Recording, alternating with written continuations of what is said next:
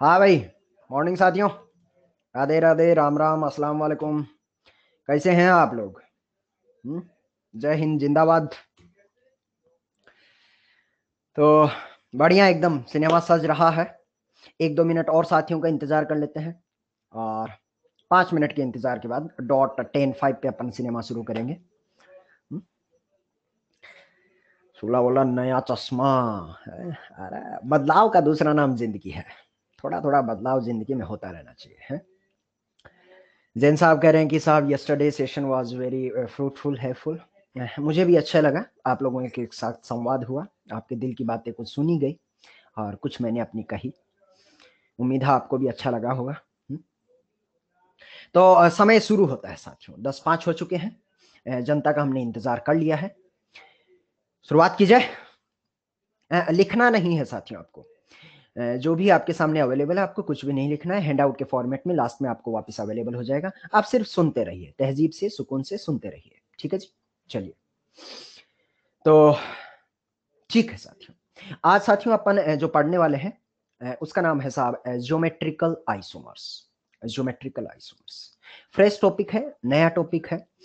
Isomerism में जो हम पढ़ रहे थे वो हमने अब तक जो पड़ाव पार किया वो था स्ट्रक्चरल आइसोमर्स। सबसे पहले ये पता होना चाहिए आइसोमर्स किनको कहा जाता है। मेरी आवाज सब तक पहुंच रही है? एक बार मुझे यस और नो में जवाब दे दीजिएगा साथ। क्या मेरा आवाज और वीडियो सब लोगों तक पहुंच रहा है साथियों? परफेक्ट। चलिए जी, चलिए, ओके ओके ओके ओके।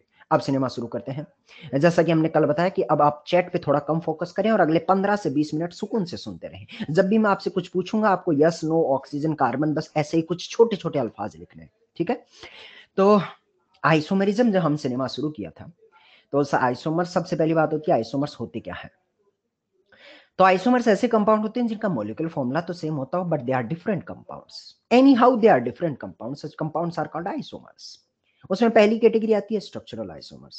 मान लीजिए कंपाउंड ऐसे हैं जिनका मॉलिक्यूलर फॉर्मूला तो सेम है बट स्ट्रक्चर डिफरेंट होती हो तो स्ट्रक्चरल आइसोमर्स। स्ट्रक्चर डिफरेंट होने के हमने टोटल 6 तरीके देखे थे।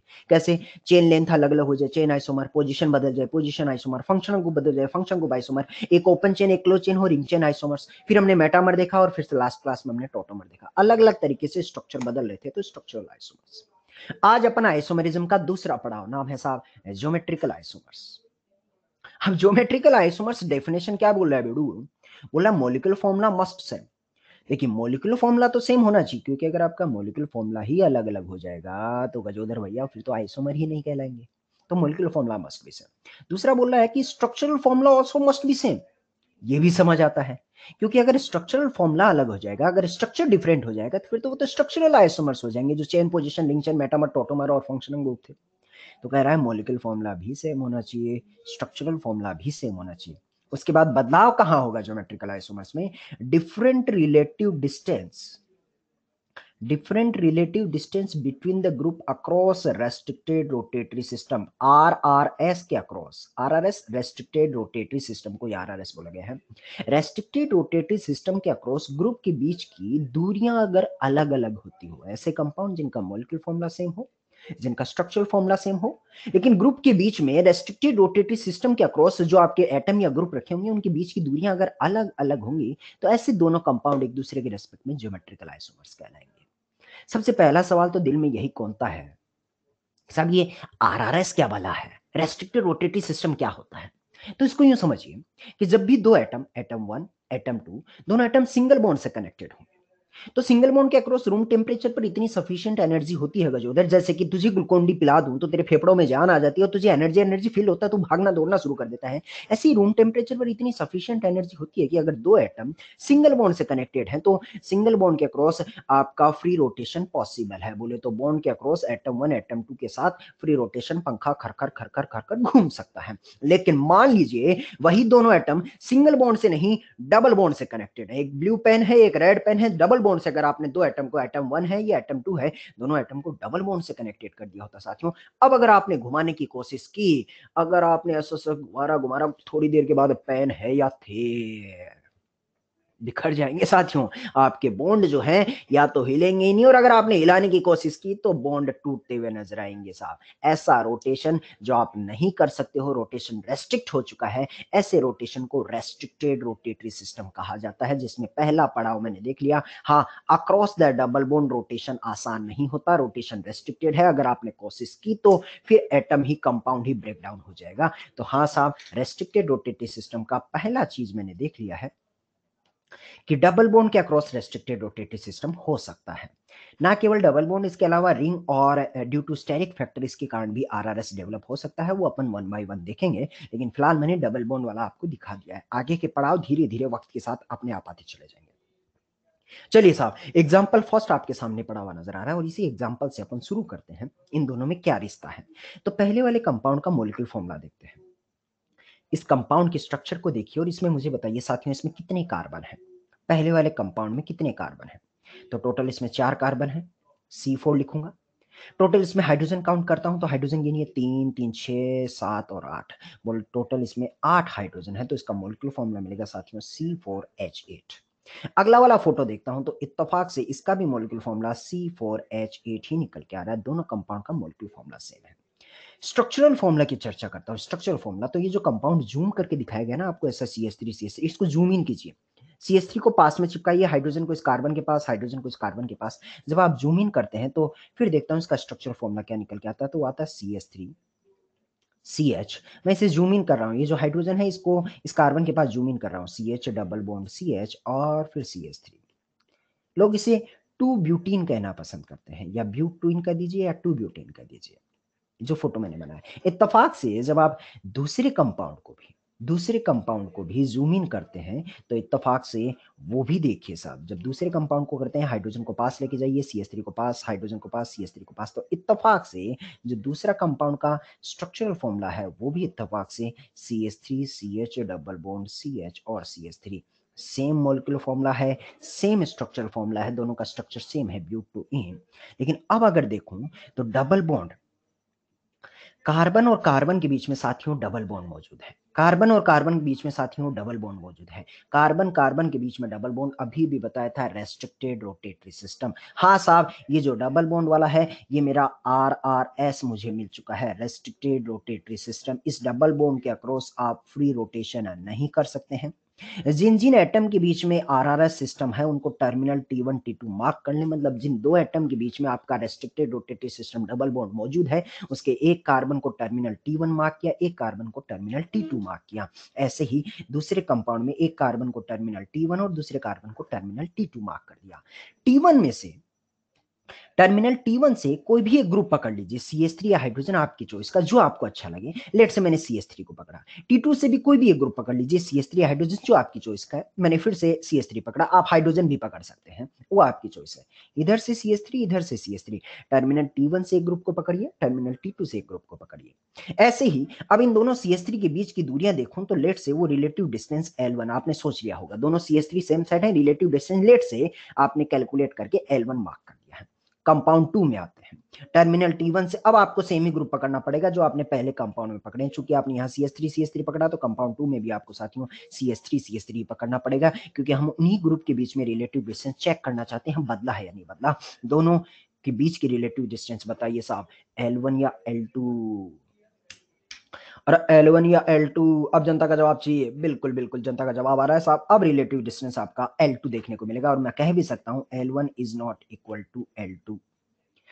कंपाउंड पहला देखिए, पहला कंपाउंड देखिए, दूसरा कंपाउंड देखिए, दोनों कंपाउंड को देखने के बाद पता चलता है same molecular formula, C4H8 same structural formula, butane butane, same molecular formula, same structural formula. Restricted rotatory system के अक्रॉस टर्मिनल T1 से ग्रुप, T2 से ग्रुप, ग्रुप के बीच की रिलेटिव डिस्टेंस दोनों कंपाउंड में बदल चुकी है। ऐसे कंपाउंड जिनका मॉलिक्यूलर फॉर्मूला सेम हो, जिनका स्ट्रक्चरल फॉर्मूला भी सेम हो, लेकिन ग्रुप के बीच की अगर रिलेटिव दूरियां बदल जाती हैं तो ऐसे कंपाउंड को एक दूसरे के रेस्पेक्ट में क्या कहा जाता है साथियों?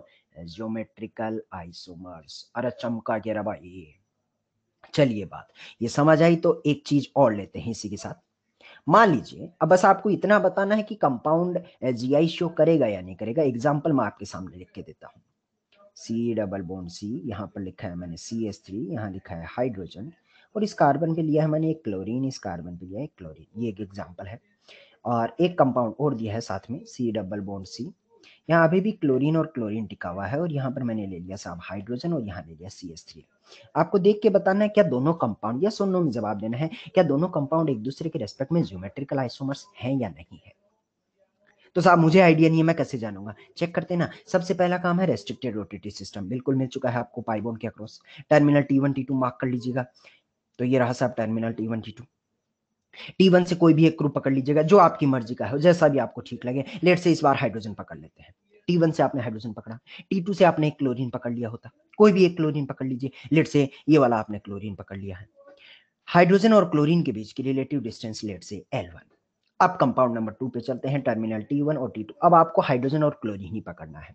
T1 से आपने हाइड्रोजन पकड़ा, T2 से आपको क्लोरीन को पकड़ना है, और चेक करना है रिलेटिव डिस्टेंस बदला है या नहीं बदला। तो भाई साहब मैं बोलूंगा ये वाला क्लोरीन का ही पकड़ूंगा मैं तो वो क्लोरीन पकड़ूंगा ना जो इसके नियरेस्ट में है, क्योंकि डिस्टेंस जब कैलकुलेट करते हैं तो साथियों नियरेस्ट वाली कैलकुलेट करते हैं। यूं समझिए साहब, आपको कोटा से दिल्ली जाना है, तो आप सीधे सीधे कोटा से दिल्ली जाएंगे, या पहले कन्याकुमारी जाएंगे और फिर घूम के बैंगलोर होते हुए वापस दिल्ली आएंगे। सीधा सीधा ही जाएगा ना भाई साहब। तो अगर आपको इस हाइड्रोजन की क्लोरीन से डिस्टेंस निकालनी है तो उस क्लोरीन को पकड़िए जो इसके नियरेस्ट है। कौन सा, इस क्लोरीन पे कोई टीका थोड़ी ना लगा है, क्लोरीन तो क्लोरीन ही है साथियों। तो इस बार मैंने वो क्लोरीन पकड़ा, और जैसे इस क्लोरीन को पकड़ा, एक बार फिर से क्या साबित होता हुआ नजर आ रहा है, रिलेटिव डिस्टेंस L1 ही रह गया है। इसका मतलब रिलेटिव डिस्टेंस बदला या नहीं रहा, रिलेटिव डिस्टेंस बदला या नहीं, रिलेटिव डिस्टेंस नहीं बदला है, तो ऐसे कंपाउंड ज्योमेट्रिकल आइसोमर्स नहीं कहलाएंगे। कहने का मतलब एग्जांपल नंबर 1 से हमने क्या सीखा, molecular formula must be same, structural formula must be same, लेकिन ग्रुप के बीच की जो दूरियां हैं वो जरूर बदलनी चाहिए। तो ऐसे कंपाउंड को ज्योमेट्रिकल आइसोमर्स कहा जाता है। यहां पर मेरा एक छोटा सा जेन्युइन डाउट है। डाउट साथियों ये है कि साहब आपने बोला कि एग्जाम्पल नंबर फर्स्ट जो है वो रेस्ट्रिक्टेड रोटेटिव सिस्टम है, मतलब इस पाई बॉन्ड के अक्रॉस आप फ्री रोटेशन नहीं कर सकते हैं, ऐसा नहीं कर सकते हैं। लेकिन जब मैं example number first and second को देखता हूं तो मुझे ऐसा एहसास होता है कि ये CH3 और CH3 और H तो ऐसे ही है, लेकिन दूसरी साइड देखूं तो ये CH3 को नीचे लाया और हाइड्रोजन को ऊपर ले गया। आप तो ये तो आपने घुमा दिया है। CH3 नीचे लाया और हाइड्रोजन ऊपर ले आया, तो ये तो आपने घुमा दिया। आपने तो कहा कि साहब रेस्ट्रिक्टेड रोटेटिव सिस्टम है, तो नहीं घूम पाएगा।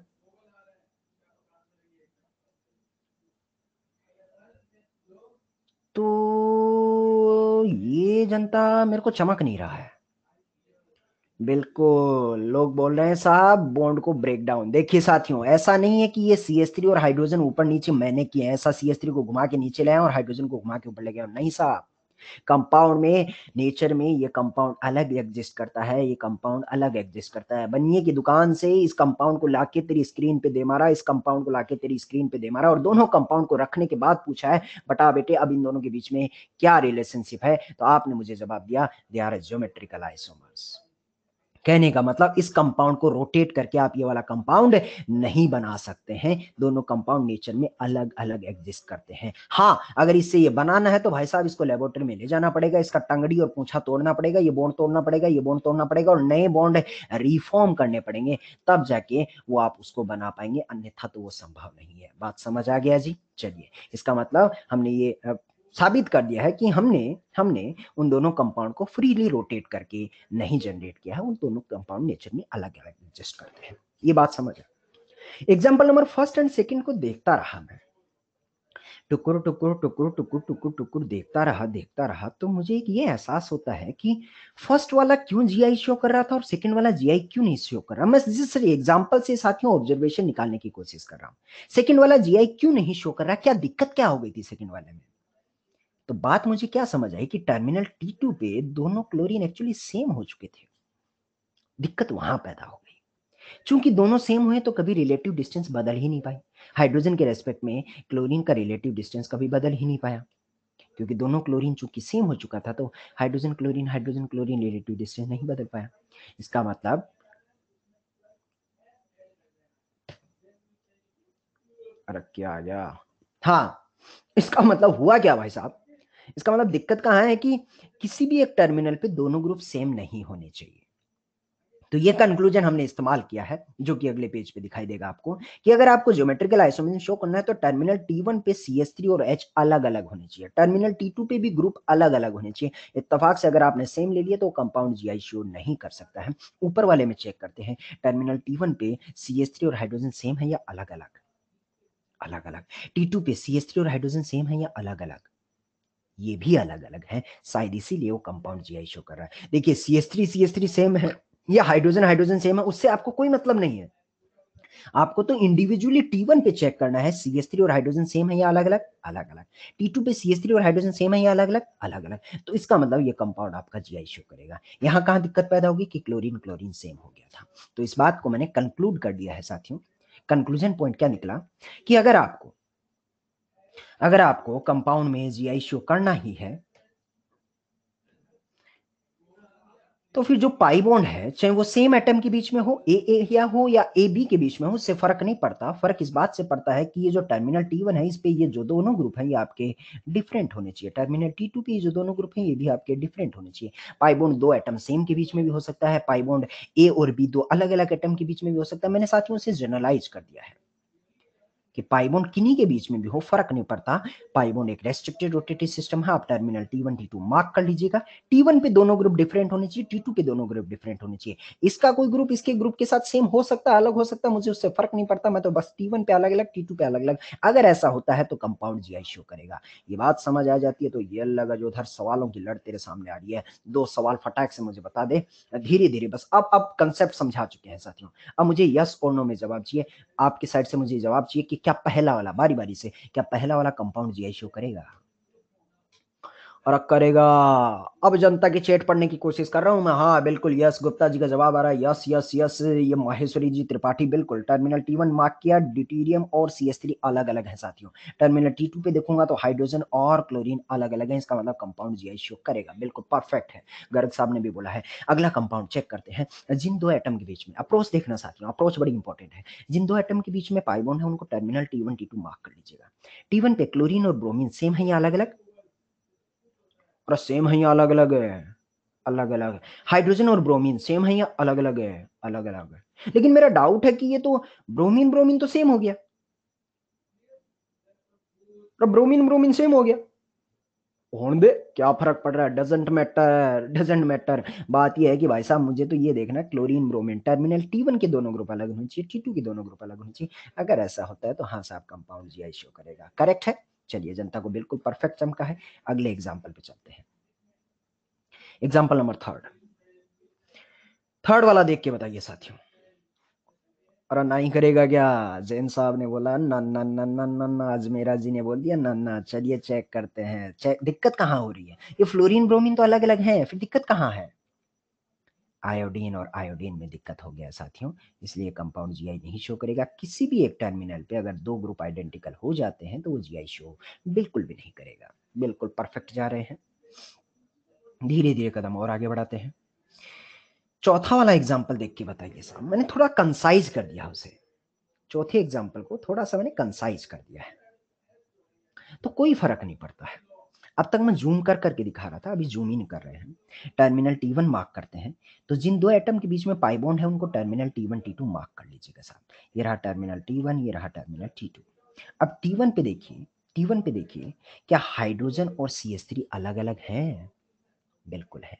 T2 पे क्या हाइड्रोजन और CH3 अलग अलग हैं? बिल्कुल है। इसका मतलब ये कंपाउंड GI शो करेगा।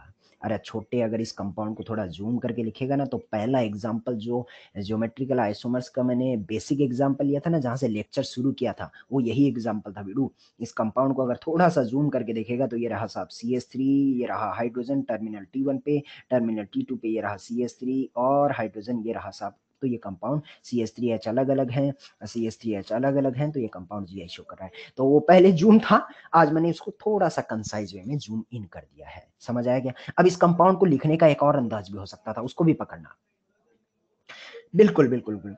इस एग्जाम्पल को मान लीजिए मैं ऐसा लिख देता। क्या आपको एहसास हो रहा है जो मैंने लाइन डायग्राम में लिखा है और एग्जाम्पल नंबर फोर्थ जो जूम इन किया है या जूम करके दिखाया रेड वाला, एग्जैक्टली सेम है? बिल्कुल एग्जैक्टली सेम है। तो आपको इसको लाइन डायग्राम में भी देखना आना चाहिए साहब। जिन एटम के बीच में पाई बॉन्ड है टर्मिनल T1 T2, तीनों ही एग्जांपल सेम है साथियों। ये एक ही चीज को तीन अलग अलग अंदाज से लिखा है। टर्मिनल T1 पे देखूंगा तो एक हाइड्रोजन छुपा हुआ है, हाइड्रोजन और मिथाइल दोनों अलग अलग है। T2 पे देखिए कार्बन 3 बॉन्ड बना रहा है, कार्बन 3 बॉन्ड बना रहा है, इसका मतलब डेफिनेटली वहां एक हाइड्रोजन हिडन है, वो पकड़ना पड़ेगा आपको।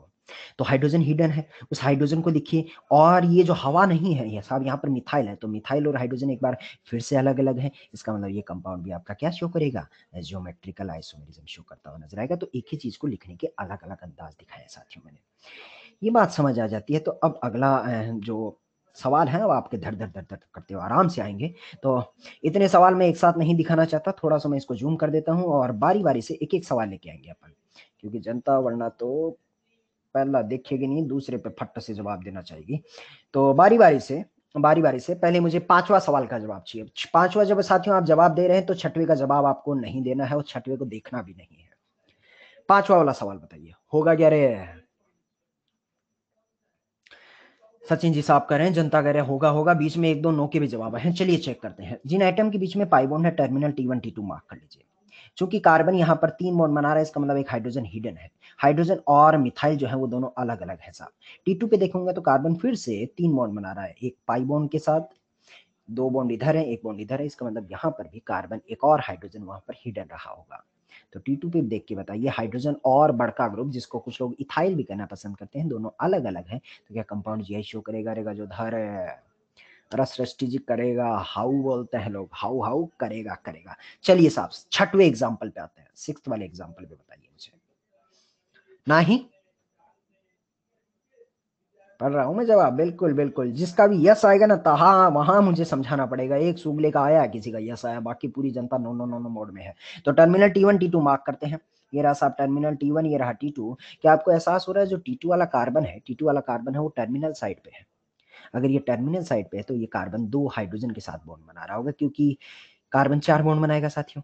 अब 4 बॉन्ड में से 2 बॉन्ड तो इसने कार्बन के लड़ के साथ बना लिए हैं, इसका मतलब 2 बॉन्ड और बनाएगा। दोनों बॉन्ड किसके साथ बनाएगा? हाइड्रोजन के साथ ही बनाएगा। अब बताइए दोनों हाइड्रोजन सेम है या अलग अलग? सेम है, इसलिए कंपाउंड जीआई शो नहीं करेगा। तो यहां से जिंदगी में मैंने ऐतिहासिक फैसला लिया, और फैसला ये किया था कि टर्मिनल साइड पे टर्मिनल एल्कीन जो होगा वो कभी भी ज्योमेट्रिकल आइसोमेरिज्म शो नहीं कर पाएगा। वो इसलिए नहीं कर पाएगा क्योंकि टर्मिनल पे जाने के बाद उस कार्बन पे दोनों ग्रुप हाइड्रोजन हाइड्रोजन सेम ही हो जाएंगे, तो वो जीआई नहीं शो कर पाएगा। सातवें वाले के बारे में जवाब चाहिए साथियों मुझे। टर्मिनल T1 T2 मार्क कर देते हैं। अब T1 पे देखूंगा तो इत्तेफाक से मुझे टर्मिनल पे कितना ग्रुप चाहिए था? कितना ग्रुप चाहिए था रे? अरे दो ठो चाहिए था, कितना मिला रे? जो एक ही मिल पाया। T2 पे भी एक ही मिल पाया, चूंकि मुझे टर्मिनल T1 पे 2 ग्रुप चाहिए थे, वो है ही नहीं, तो कंपाउंड कभी जिंदगी में जीआई शो नहीं कर पाएगा, हो ही नहीं पाएगा। आप इस चीज को ऐसा भी समझ लीजिए कि साहब जिस कार्बन पे ट्रिपल बॉन्ड है वो कार्बन का हाइब्रिडाइजेशन sp है, इस कार्बन का भी हाइब्रिडाइजेशन sp है, तो ज्योमेट्री हमेशा लीनियर ही रहेगा। अगर लीनियर रहेगा तो बेसिक भी हमारा क्या कहता है कि ग्रुप के बीच में रिलेटिव डिस्टेंस तो बदल जाना चाहिए ना। हाँ ट्रिपल बॉन्ड है, RRS है मेरे साथियों, जब डबल बॉन्ड में होता है तो ट्रिपल बॉन्ड में भी RRS है, लेकिन हाइड्रोजन और हाइड्रोजन हमेशा लीनियर ज्योमेट्री में ही बैठेंगे, तो रिलेटिव डिस्टेंस कभी बदलेगी नहीं। कौस्तुभ साहब सही करें, बेसिक से जा सकते हैं। लीनियर डिस्टेंस है तो कभी रिलेटिव डिस्टेंस बदलेगा ही नहीं, तो कभी जीआई नहीं शो करेगा। तो यहां से जिंदगी में दूसरा बड़ा ऐतिहासिक फैसला कि एल्काइन जो है वो भी जिंदगी में कभी भी ज्योमेट्रिकल आइसोमेरिज्म शो नहीं कर पाएगा। ये बात समझ आई छोटे? चलिए अब आगे बढ़ते हैं। एग्जाम्पल नंबर 8 के बारे में क्या ख्याल है आपका?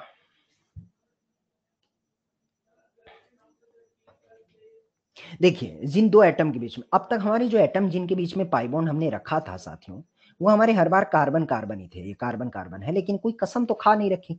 जिनके बीच में एटम के बीच में पाई बॉन्ड है वो किसी के बीच में भी हो सकता है, हमने A=A, डबल बॉन्ड बी भी लिखा था, क्या फर्क पड़ता है।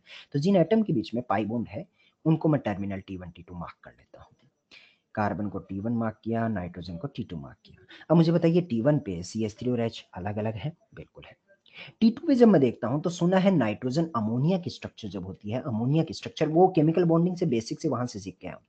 तो नाइट्रोजन जब जब 3 बॉन्ड बनाता है इसके सर पे कोई संपत्ति है, क्या है रे? Lone pair. यानी जिंदगी में नाइट्रोजन जब जब 3 बॉन्ड बनाएगा इसके सर पे हमेशा एक लोन पेयर टिका हुआ रहेगा। नाइट्रोजन फिलहाल जो साथियों है यहाँ पर 3 बॉन्ड बना रहा है, इसका मतलब इसके सर पे एक लोन पेयर मौजूद है, डेफिनेटली मौजूद है। तो साहब ये लोन पेयर भी हम बना देते हैं। अब बताइए T2 पे लोन पेयर और OH, लोन पेयर और OH सेम है या अलग अलग है? अलग अलग है, इसका मतलब ये कंपाउंड भी जीआई शो बिल्कुल करेगा।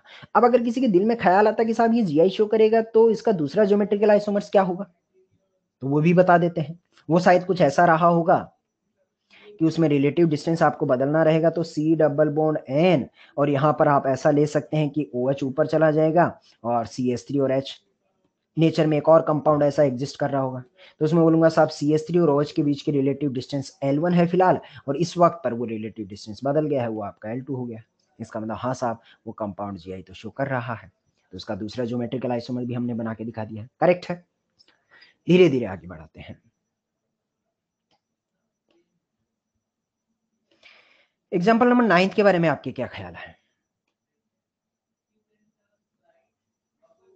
नहीं नहीं नहीं, ना ना ना ना ना ना ना ना, दिक्कत कहाँ हो गई है कि टर्मिनल T1 पे CH3 और H तो अलग अलग है, लेकिन टर्मिनल T2 पे सुना है ऑक्सीजन जब पानी की स्ट्रक्चर बनाता है, H2O जब बनाता है, तो उसमें ऑक्सीजन के सर पे 2 लोन पे रहते हैं। कहने का मतलब ऑक्सीजन जब जब 2 बॉन्ड बनाता है इसके सर पे एक नहीं दो दो लोन पे रहते हैं। तो फिलहाल ऑक्सीजन चूंकि यहाँ पर 2 बॉन्ड बना रहा है, चाहे वो सिंगल बॉन्ड बनाए डबल बॉन्ड बनाए, बॉन्ड 2 ही बना रहा है, तो ऑक्सीजन के सर पे आज भी 2 लोन पेयर मौजूद है। दोनों लोन पेयर चूंकि सेम हो गए हैं इसलिए कंपाउंड ज्योमेट्रिकल आइसोमेरिज्म शो नहीं कर पाएगा साथियों। बिल्कुल परफेक्ट पकड़ा है आपने। क्वेश्चन नंबर 9 के बाद 10 पे आते हैं। बताइए 10 के बारे में क्या ख्याल है? क्वेश्चन नंबर 10 करेगा क्या? चेक करते हैं। Terminal T1 terminal T2 mark किया है, इसको थोड़ा और जूम करके दिखा देते हैं, तो वह है नाइट्रोजन डबल बॉन्ड नाइट्रोजन, और इस नाइट्रोजन पे एक एक हाइड्रोजन बैठा हुआ नजर आया। नाइट्रोजन को जूम किया तो 3 बॉन्ड है तो एक एक लोन पेयर भी रहेगा। टर्मिनल T1 मार्क किया, टर्मिनल T2 मार्क किया, T1 पे लोन पेयर हाइड्रोजन अलग अलग है, T2 पे लोन पेयर हाइड्रोजन अलग अलग है, इसका मतलब कंपाउंड 10th भी ज्योमेट्रिकल आइसोमेरिज्म शो करेगा, परफेक्ट करेगा। और आगे बढ़ते हैं।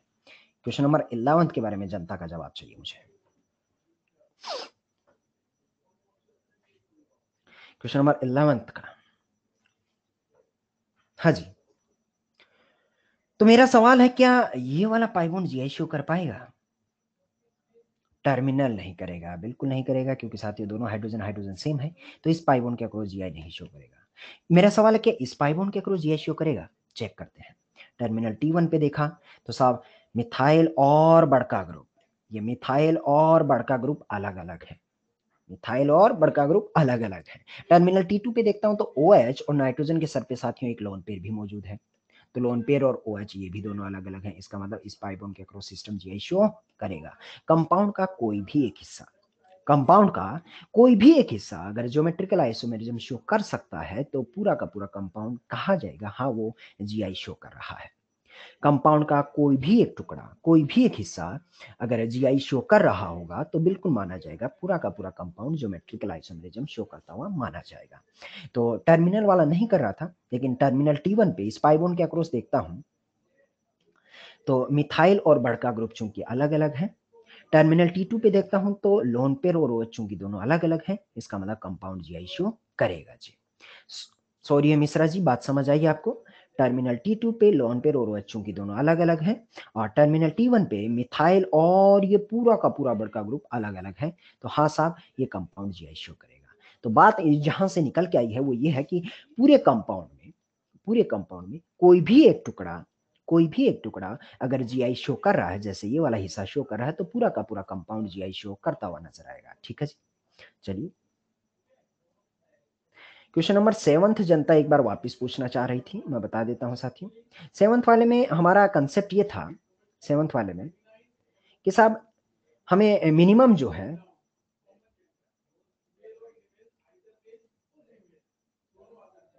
सेवंथ वाले में टर्मिनल T1 पे देखूंगा तो साहब हमने जो नुस्खा बनाया उसके लिए टर्मिनल T1 पे 2 ग्रुप चाहिए होते थे। तो टर्मिनल T1 पे 2 ग्रुप है ही नहीं। एक हाइड्रोजन या दूसरा कहाँ से लाऊँ? कार्बन मैक्सिमम 4 ही बॉन्ड बना सकता है।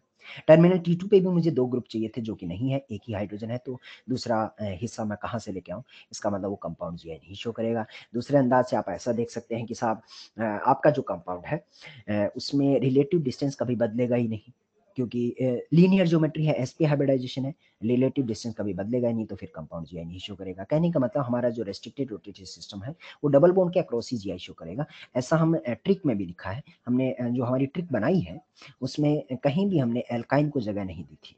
हमारा जो आरआरएस जो वाला जो सिस्टम था, ये देखिए साथियों, हमने वहाँ पर डबल बॉन्ड ही लिखा था। ठीक है, तो ये वाली बातें हैं। धीरे धीरे कदम आगे बढ़ाते हैं।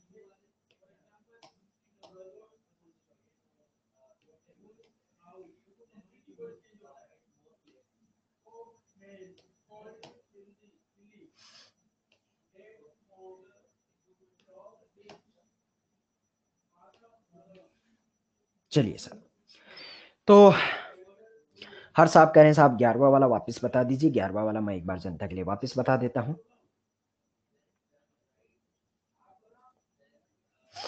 क्वेश्चन नंबर 11th में यूं समझिए कि जो पाई बॉन्ड था, टर्मिनल की साइड में पाई बॉन्ड था, तो टर्मिनल वाले पाई बॉन्ड के अक्रॉस जीआई नहीं शो करेगा। ऐसी चर्चा हम क्वेश्चन नंबर 6 में कर चुके हैं।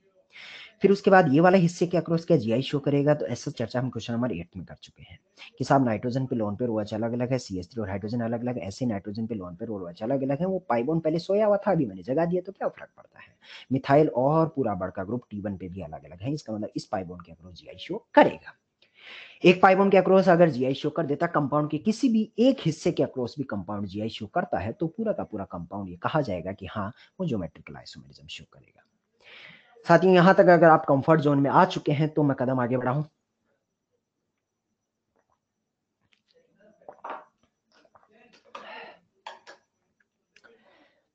ये हमारा पहला सिनेरियो था। उम्मीद है जनता को सब समझ आएगा। Yes sir, yes sir, yes sir, yes sir, yes sir. चलिए जी, तो ये पहला पड़ाव था साथियों। एक बार फिर से मैं कहूंगा, अपनी चैट को खामोश रखें। मैंने चैट को जूम इन कर दिया है। अब अगला पड़ाव 5 से 10 मिनट फिर से सुनेंगे डाउट्स, उसके बाद आपके लिए ओपन कर दी जाएंगे। फिलहाल जहां तक मेरे आपके पास जवाब आ रहे हैं, इसका मतलब अभी तक आप कंफर्ट जोन में हैं। ठीक है, तो साथियों हमने जैसा कहा है कि शुरू से दिखाता हूं, RRS can be across the double bond. इसमें ये हमारा पहला केस था, केस नंबर फर्स्ट में इसको नाम देना चाहूंगा, जहां से हमने पढ़ना शुरू किया। ये हमारा केस नंबर फर्स्ट था, जहां पर हमने डबल बॉन्ड के अक्रॉस जीआई देखना शुरू किया है। इसमें बहुत सारे एग्जाम्पल किए, कंसेप्ट देखा और एग्जाम्पल किए। बाकी कंसेप्ट जो था वो यही है कि सेम स्ट्रक्चरल फॉर्मूला होने के बाद ग्रुप के बीच की रिलेटिव डिस्टेंस जो है, relative distance must be change across the RRS system. ये बेसिक लाइन को आप हमेशा पकड़ के रखना। केस नंबर फर्स्ट फिनिश होता है। अगला कदम एग्जाम्पल नंबर 11 तक करने के बाद अब आता है केस नंबर सेकेंड।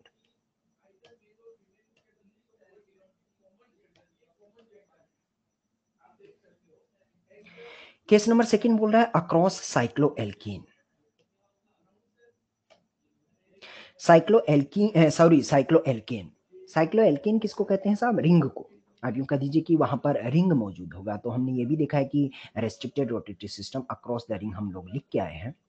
तो रिंग में कैसे जीआई शो करेगा, कैसे करेगा, वो तो एग्जाम्पल से समझेंगे। लेकिन पहले हम कुछ अल्फाजों पे फोकस कर लेते हैं कि रिंग के अक्रॉस जीआई शो करने के लिए मिनिमम कंडीशंस क्या है। तो वो कंडीशंस आपकी दो है।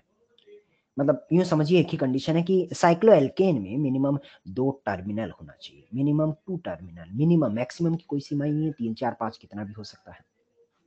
अब सवाल ये उठता है कि साहब टर्मिनल किस वाला को कहते हैं? तो हमारे नुस्खे में जिसको हमने टर्मिनल कहा है वो टर्मिनल होता है sp3 हाइब्रिडाइज। जो sp3 हाइब्रिडाइज होगा उसी को टर्मिनल का ताज पहनाया जाएगा। अब साथियों अगर आपको पता होता है sp3 हाइब्रिडाइज होगा तो 4 बॉन्ड बनाएगा। 4 बॉन्ड में से अगर रिंग बना रहा है तो 2 बॉन्ड तो रिंग में ही कंज्यूम हो जाएगा, रिंग बनाने में खत्म हो जाएगा ना 2 बॉन्ड। तो बचे हुए जो 2 बॉन्ड हैं उन पे जो ग्रुप लगे होने चाहिए वो डिफरेंट होने चाहिए। यानी sp3 हाइब्रिडाइज हो और sp3 हाइब्रिडाइज होगा तो 4 बॉन्ड होंगे। रिंग के दोनों बॉन्ड को छोड़ के बचे हुए जो 2 बॉन्ड हैं उन पे अगर आपके डिफरेंट ग्रुप होते हैं तभी उसको टर्मिनल का ताज पहनाया जाएगा। और ऐसे रिंग में कितना टर्मिनल होना चाहिए बेड़ू? कितना रे? मिनिमम 2 टर्मिनल होना चाहिए। अगर ऐसा होता है तभी कहा जाएगा हाँ साहब वो कंपाउंड जीआई शो करने के काबिल है। ये बात ठीक ठीक खोपड़ी में जाती है। तो चलिए एग्जाम्पल से शुरू करते हैं। सारे एग्जाम्पल साइमल्टेनियसली नहीं देखने साथियों, आपको वन बाय वन चर्चा करते हैं। पहला एग्जाम्पल ये लीजिए साहब, पहला एग्जाम्पल। शुरुआत ये करनी है कि रिंग के अक्रॉस जीआई शो करना है तो मिनिमम आपको 2 टर्मिनल चाहिए। चेक करते हैं। पहला वाला कार्बन, क्या ये sp3 हाइब्रिडाइज है? क्या ये वाला कार्बन sp3 हाइब्रिडाइज है? बिल्कुल है साहब। कार्बन टोटल 4 बॉन्ड बनाता है, 2 इसने यहाँ बना रखे हैं, इसका मतलब 2 हाइड्रोजन छुपे हुए हैं। टोटल 4 सिग्मा बॉन्ड है, तो साथियों इसका हाइब्रिडाइजेशन sp3 हाइब्रिडाइजेशन है।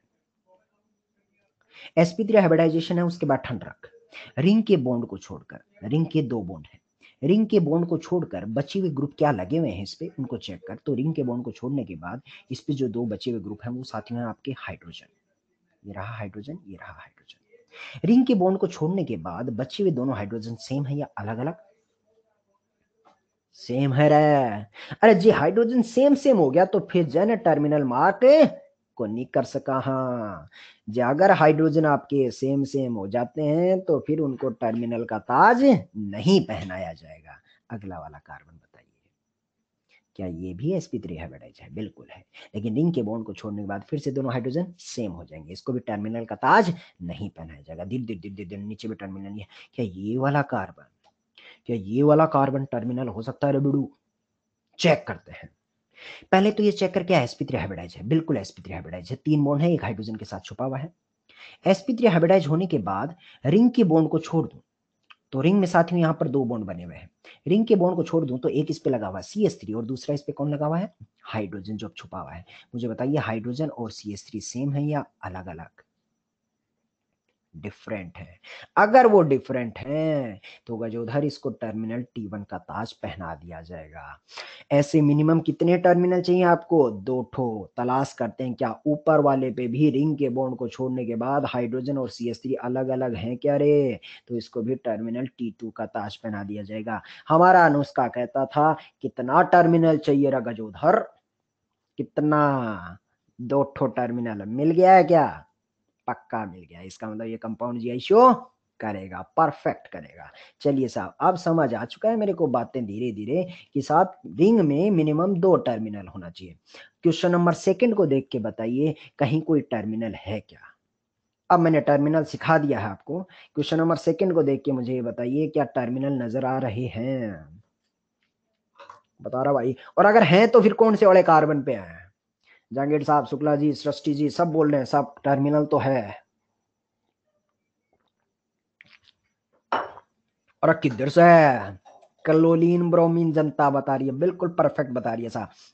जिस कार्बन पे क्लोरीन है उस पे एक हाइड्रोजन भी छुपा हुआ है, जिस कार्बन पे ब्रोमीन है उस पे भी एक हाइड्रोजन छुपा हुआ है। इसका मतलब हाँ साहब आपको 2 मिनिमम टर्मिनल चाहिए थे, वो आपको मिल चुके हैं। मैक्सिमम की कोई सीमा नहीं है, कंपाउंड जीआई शो करता हुआ नजर आएगा। टर्मिनल आजू बाजू भी हो सकते हैं, जैसे ऊपर वाले एग्जाम्पल में थे, टर्मिनल दूर दूर भी हो सकते हैं, उससे फर्क नहीं पड़ता है। बस मुझे तो मिनिमम 2 ही टर्मिनल की चर्चा करनी है, मिनिमम 2 चाहिए। तो मुझे देख के बताइए क्या थर्ड वाले एग्जाम्पल में टर्मिनल है, और अगर है तो कितना है?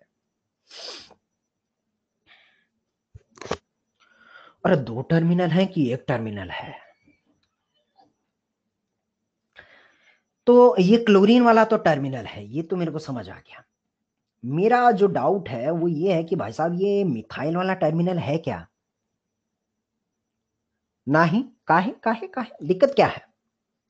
दिक्कत ये है कि साथियों टर्मिनल का हमारा नेसेसरी कंडीशन क्या था? sp3 hybridisation. साथियों ये क्या है? sp2 हाइब्रिडाइजेशन है। अगर sp2 हाइब्रिडाइजेशन है तो टर्मिनल है या था।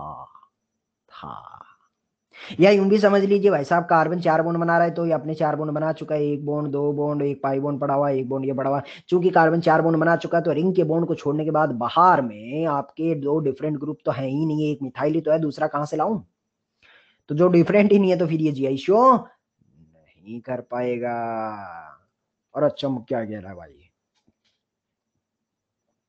अरे खोपड़ी में जा रहा है बीड़ू। अरे बात खोपड़ी में जा रही है, चमक रही है, बिल्कुल चमक रही है जनता को। चलिए धीरे धीरे एग्जांपल और आगे बढ़ाता हूँ। मान लीजिए मैंने एग्जांपल नंबर 4 लिया, फोर्थ आपके सामने, ये फोर्थ वाला बताइए कितना टर्मिनल? 100% चमक रहा जनता को, किशोर साहब कह रहे हैं। 3 ठो टर्मिनल चाहिए, तो 3 ठो चाहिए नहीं, टर्मिनल तो 2 ठो ही चाहिए, लेकिन इत्तेफाक से इस बार 3 टर्मिनल है। कितना चाहिए था? 2 ठो। कितना मिला? 3 ठो। फर्क पड़ेगा क्या? कोई ना फर्क पड़ेगा, झमाझम मजा ही मजा है रहे, क्योंकि मिनिमम साहब हमने को तो 2 चाहिए थे, मैक्सिमम की कोई भी सीमा ही नहीं है। फिलहाल साथियों आपसे ये नहीं पूछ रहा है कि इसके कितने ज्योमेट्रिकल आइसोमर्स बनेंगे, आपसे सवाल सिर्फ और सिर्फ यस और नो में पूछा जा रहा है, मतलब आपको बस बताना है कि वो जीआई शो करेगा या नहीं करेगा। तो बस हाँ करेगा, क्योंकि मिनिमम 2 टर्मिनल चाहिए थी, सिंपल सी बात है। चमका। आगे बढ़ते हैं। पांचवा वाला एग्जांपल, लल्लू सा बैठा है, पांचवा एग्जांपल बताइए फिर। करेगा क्या? बिल्कुल करेगा। ये रहा टर्मिनल T1, ये रहा टर्मिनल T2, तो कंपाउंड जीआई शो करना ही करना है, कहां साफ करेगा। तो अब तक की एग्जांपल में साहब ये तो समझ आ गया कि वो 2 टर्मिनल चाहिए और वो है तो फिर जीआई शो कर देगा, लेकिन वो एक जो बेसिक राज था ना कि ग्रुप के बीच में रिलेटिव डिस्टेंस बदलना चाहिए रेस्ट्रिक्टेड रोटेटरी सिस्टम के अक्रॉस, वो बेसिक कंसेप्ट किधर गया? वो कैसे करेंगे? आपने हाँ बता दिया कि भाई साहब 2 मिनिमम टर्मिनल चाहिए और रिंग के बॉन्ड को छोड़ के 2 डिफरेंट वैलेंसी चाहिए, अगर ऐसा होगा तो टर्मिनल का ताज पहना देंगे, मिनिमम 2 टर्मिनल चाहिए। जीआई तो समझ आ गया, हाँ यस नो में तो जवाब दे दिया, लेकिन वो बेसिक था। क्या था?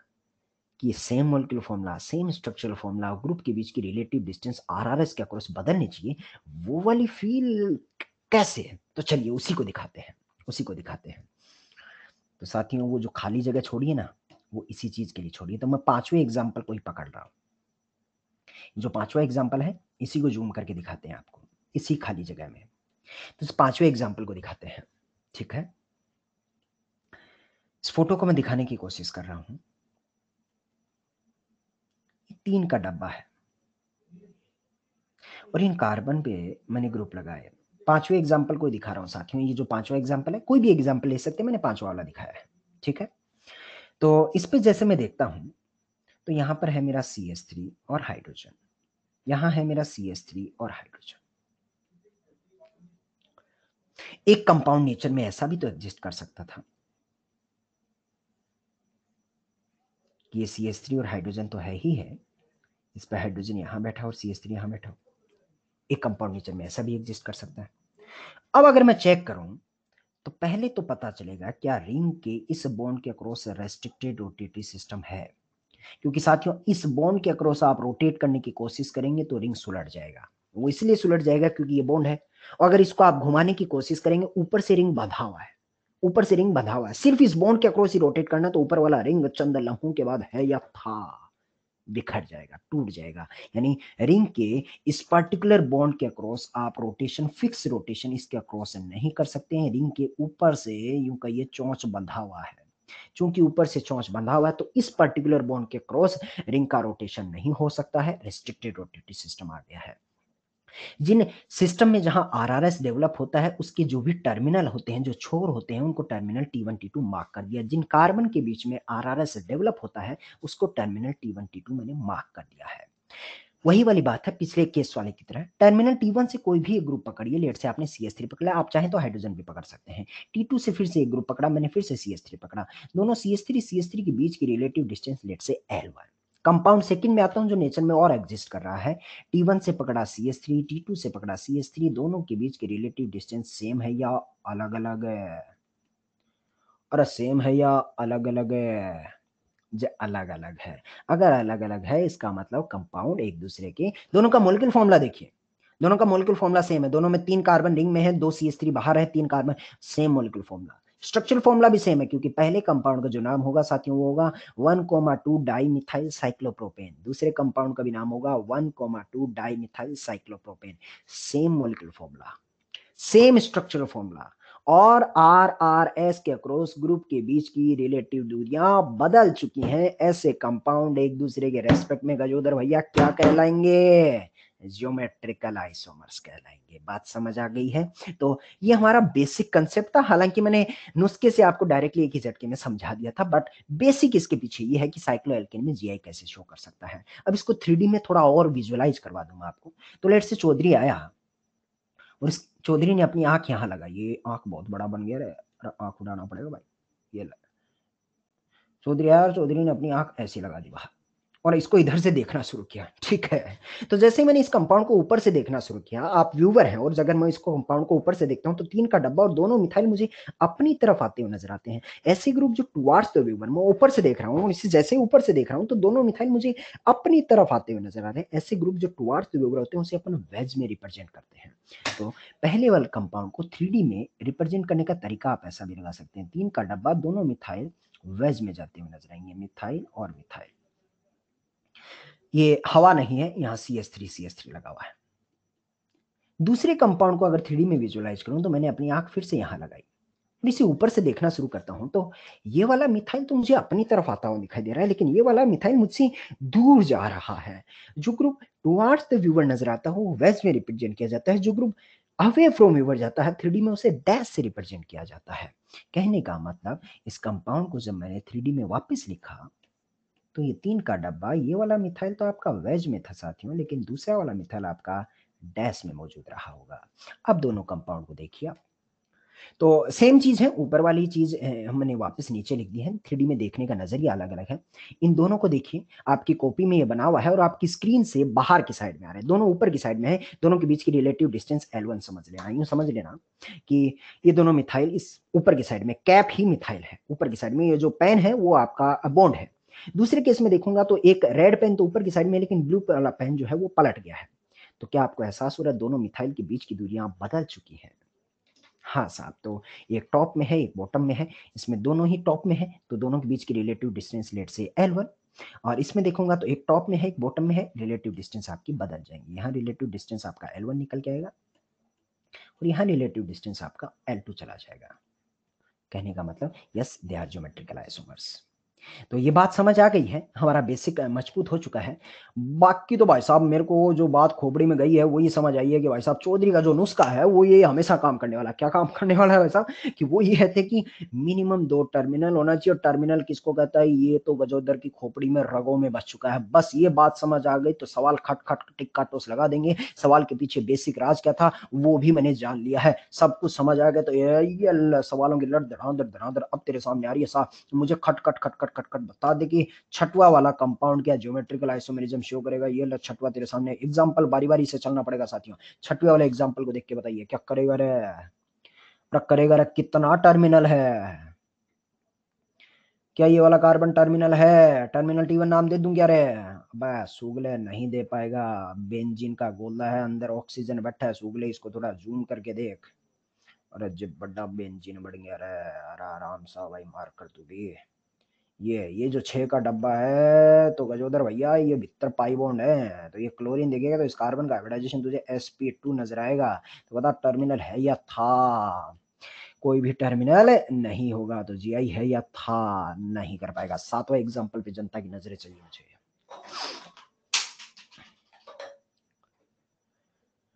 और भाई साहब करेगा ये,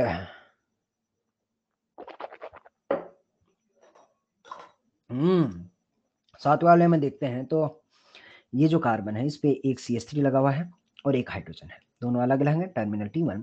सुना है नाइट्रोजन जब जब 3 बॉन्ड बनाता है, नाइट्रोजन जब जब 3 बॉन्ड बनाता है इसके सर पे कोई संपत्ति रहती है, लोन पेयर। तो नाइट्रोजन के सर पे लोन पेयर भी बैठा हुआ नजर आए। नाइट्रोजन में देखूंगा तो 2 रिंग के बॉन्ड को छोड़ने के बाद हाइड्रोजन और लोन पेयर सेम है या अलग अलग? अलग अलग है। इसका मतलब इसको भी टर्मिनल का ताज पहना दिया जाएगा। हाँ, नाइट्रोजन का हाइब्रिडाइजेशन भी sp3 है, क्योंकि 3 सिग्मा बॉन्ड है नाइट्रोजन के पास, 3 सिग्मा बॉन्ड और एक लोन पेयर, 3 सिग्मा बॉन्ड और एक lone pair, total hybrid orbital 4 हो गए हैं, तो हाइब्रिडाइजेशन sp3। हाँ साहब, एक टर्मिनल वो भी मिल गया, इसका मतलब बिल्कुल है। मुझे 2 टर्मिनल की तलाश थी, कंपाउंड जीआई शो करेगा। क्या इसको देख के आप मुझे बता सकते हैं 8वां सवाल भी जीआई शो करेगा? करेगा क्या रे? बिल्कुल करेगा। एक नाइट्रोजन वाला ऊपर वाला टर्मिनल है, एक नाइट्रोजन नीचे वाला है, क्योंकि लोन पेयर और हाइड्रोजन, हाइड्रोजन जूम इन किया हुआ है, लोन पेयर और हाइड्रोजन अलग अलग है। ये बात ठीक ठीक समझ आती है। तो मेरा सवाल है क्या 9th वाला जीआई शो करेगा? 9th वाला नहीं करेगा क्या? 9th वाले में दिक्कत क्या होगी बेडू कि लोन पेयर और हाइड्रोजन ये तो अलग अलग है, टर्मिनल T1 तो है, लेकिन ऑक्सीजन पे सुना है दोनों लोन पेयर सेम है, तो टर्मिनल T2 है या था? अरे था।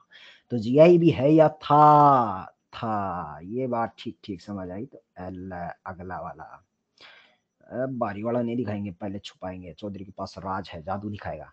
क्वेश्चन नंबर 10th बताइए, 10th बताइए पहले, क्या 10th है? ग्रुप जी है साथियों, इसमें जी कुछ भी हो सकता है, मिथाइल, इथाइल, प्रोपाइल, कुछ भी ग्रुप जी हो सकता है। तो क्या कंपाउंड 10th जीआई शो करता है? बिल्कुल करेगा। जी और हाइड्रोजन अलग अलग, जी कुछ भी हो सकता है, मैंने कुछ भी डाल दिया, आपकी मर्जी। ऐसे ही इधर देखूंगा तो एच और जी दोनों अलग अलग हैं, टर्मिनल T2 मिल गया, सब कंपाउंड जीआई शो करेगा, बिल्कुल करेगा। अब ये बता कि 10वां समझ आ गया, तो क्या 11वें का जादू पकड़ लिया है? मैं तो बोल रहा बिडू का 11वें सवाल का जवाब 10वें में से है। जय जय भाई का खोपड़ी में समझ ना आया 11वां का जीआई न शो करेगा, वो बात बताओ, बाकी तो मेरे को सामने जनता के जवाब यस यस आ रहे हैं। अरे जी कुछ भी हो सकता है, तो अगर जी कुछ भी हो सकता है तो मैं बोलूंगा 11वें सवाल में जो जी है, तो बीड़ू ये बात यह है कि टर्मिनल T1 T2 पकड़ इधर से, और ये एच और ये जो जी लिखा था ना, जो 4 का डब्बा ही है, और T2 पे दिखेगा तो एच, और जो 4 का डब्बा है जेई ग्रुप जी है। ठीक है, बिल्कुल। यादव जी ने, मयंक साहब ने बोला है कि साहब 4 के डब्बे को जी समझ लो। मयंक साहब परफेक्ट बोल रहे हैं, तो 11वां सवाल भी कंपाउंड जीआई शो करेगा। अरे समझ आई भाई, जनता को खट्टा खट गोल्डन नंबर से समझ आ गया है। 8वें सवाल को भी एक बार वापस दिखा देते हैं जनता की राय शुमारी पे। तो 8वां बोल रहा है कि नाइट्रोजन पे लोन पेयर और हाइड्रोजन आसान था, लोन पेयर और हाइड्रोजन अलग अलग है, लोन पेयर हाइड्रोजन अलग अलग है, तो टर्मिनल T1 T2 मिल गया, तो कंपाउंड जीआई शो करेगा, परफेक्ट है। 11वें सवाल का जवाब 10वें सवाल में छुपा हुआ है। जी जो है वो 4 का डब्बा है, तो बीच वाली रिंग को पकड़िए, इस पे हाइड्रोजन और ग्रुप जी अलग अलग है, टर्मिनल T2 मार्क कर दिया। इस पे, इस कार्बन पे हाइड्रोजन और ग्रुप जी अलग अलग है, टर्मिनल T1 मार्क कर दिया है। तो जो 10वां था वही 11वां है, जिसमें मैंने जी को 4 का डब्बा मान लिया है, तो कंपाउंड जी शो करेगा। ठीक है जी, तो ये वाली बात थी। धीरे धीरे कदम आगे बढ़ाते हैं। चलिए साहब, साथियों, अब तक जो हमने देखे हैं, एक बार फिर से आप चैट पे खामोशी बनाए रखें। हमने 2 केस देखे हैं। पहला केस था जीआई शो करने का, वो ये था कि कंपाउंड ओपन चेन में पाई बॉन्ड के अक्रॉस जीआई कैसे शो करता है। तो जिन 2 एटम के बीच में पाई बॉन्ड था, टर्मिनल T1 T2 मार्क कर लिया, T1 पे दोनों अलग अलग, T2 पे दोनों अलग अलग, कंपाउंड जीआई शो करता था। दूसरा था साइक्लोएल्केन, याद रखना साथियों इनको। दूसरा वाला था साइक्लोएल्केन। साइक्लोएल्केन में अगर जीआई शो करना है तो उसके लिए रिंग में मिनिमम 2 टर्मिनल होना चाहिए। टर्मिनल की परिभाषा क्या थी? वो sp3 हाइब्रिडाइज होना चाहिए, और रिंग के बॉन्ड को छोड़ने के बाद दोनों ग्रुप अलग अलग होने चाहिए, तो वो कंपाउंड जीआई शो करता है। ये दूसरा केस था। तीसरा केस आते हैं इन द साइक्लोएल्कीन, मतलब double bond in the ring, double bond in the ring. अब तक डबल बॉन्ड ओपन चेन में हुआ करता था, आज double bond in the ring लेके आ रहे हैं। तीसरा केस। तो साथियों, इसके लिए रिंग की साइज जो है वो 8 या 8 से बड़ी होनी चाहिए। रिंग साइज जो है वो 8 या 8 एटम से बड़ी होगी, तभी double bond in the ring में आपका जीआई शो कर पाएगा। ऐसा इसलिए होता है क्योंकि अगर आपके 8 से छोटी रिंग होती है, तो जब आप एक नेचर में एक और कंपाउंड एग्जिस्ट कराना पसंद करेंगे ना, जिसमें ग्रुप के बीच में रिलेटिव डिस्टेंस बदल रही होगी, अगर वैसा कुछ कंपाउंड लेके आएंगे और अगर 8 से रिंग छोटा होगा, तो रिंग में तनाव पैदा हो जाएगा, स्ट्रेन पैदा हो जाएगा, और ऐसा कंपाउंड एग्जिस्ट ही नहीं कर पाएगा। तो फिर वो कंपाउंड एग्जिस्ट ही नहीं करेगा, तो फिर वो जीआई कैसे शो करेगा? तो ये बात गांठ बांध के रख लीजिए कि अगर आपको रिंग के भीतर पाई बॉन्ड चाहिए, रिंग के भीतर पाई बॉन्ड, और उस पाई बॉन्ड के अक्रॉस अगर आप जीआई देखना चाहते हैं, तो फिर रिंग की साइज कितनी होनी चाहिए? 8 या 8 से बड़ी होनी चाहिए। एग्जाम्पल नंबर फर्स्ट पे आते हैं। 5 का डब्बा है, रिंग के भीतर तो पाई बॉन्ड है, लेकिन डब्बा 5 का है, तो जीआई शो नहीं करेगा। उसके लिए रिंग की साइज कितनी होनी चाहिए? 8 या 8 से बड़ी। अगला वाला देखते हैं। तो हाँ भाई साहब, इसमें एक थोड़ा जूम करके दिखाते हैं आपको।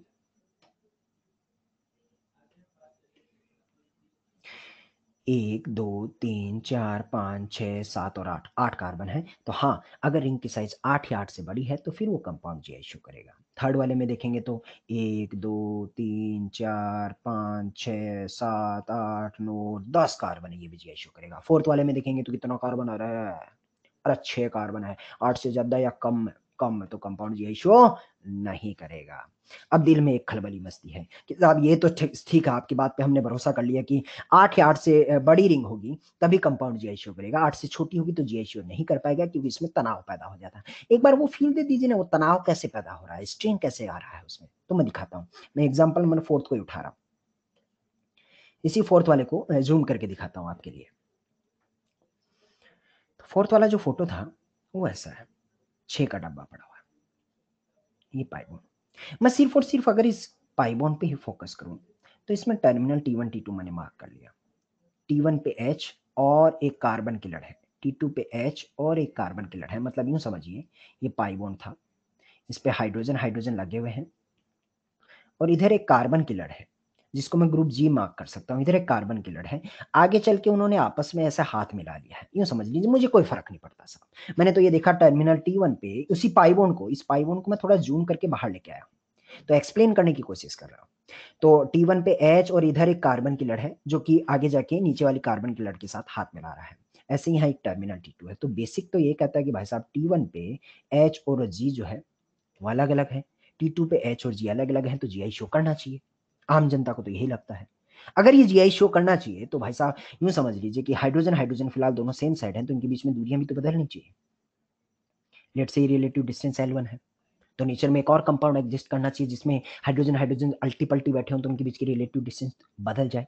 तो वो जब कंपाउंड में ऐसा लेके आया, हाइड्रोजन ऐसे और हाइड्रोजन ऐसे, तो इत्तेफाक से फिर आपको ग्रुप जी को मजबूरी में अल्टी पल्टी बैठना पड़ेगा और इन दोनों को आपस में ऐसा हाथ भी बांधना पड़ेगा।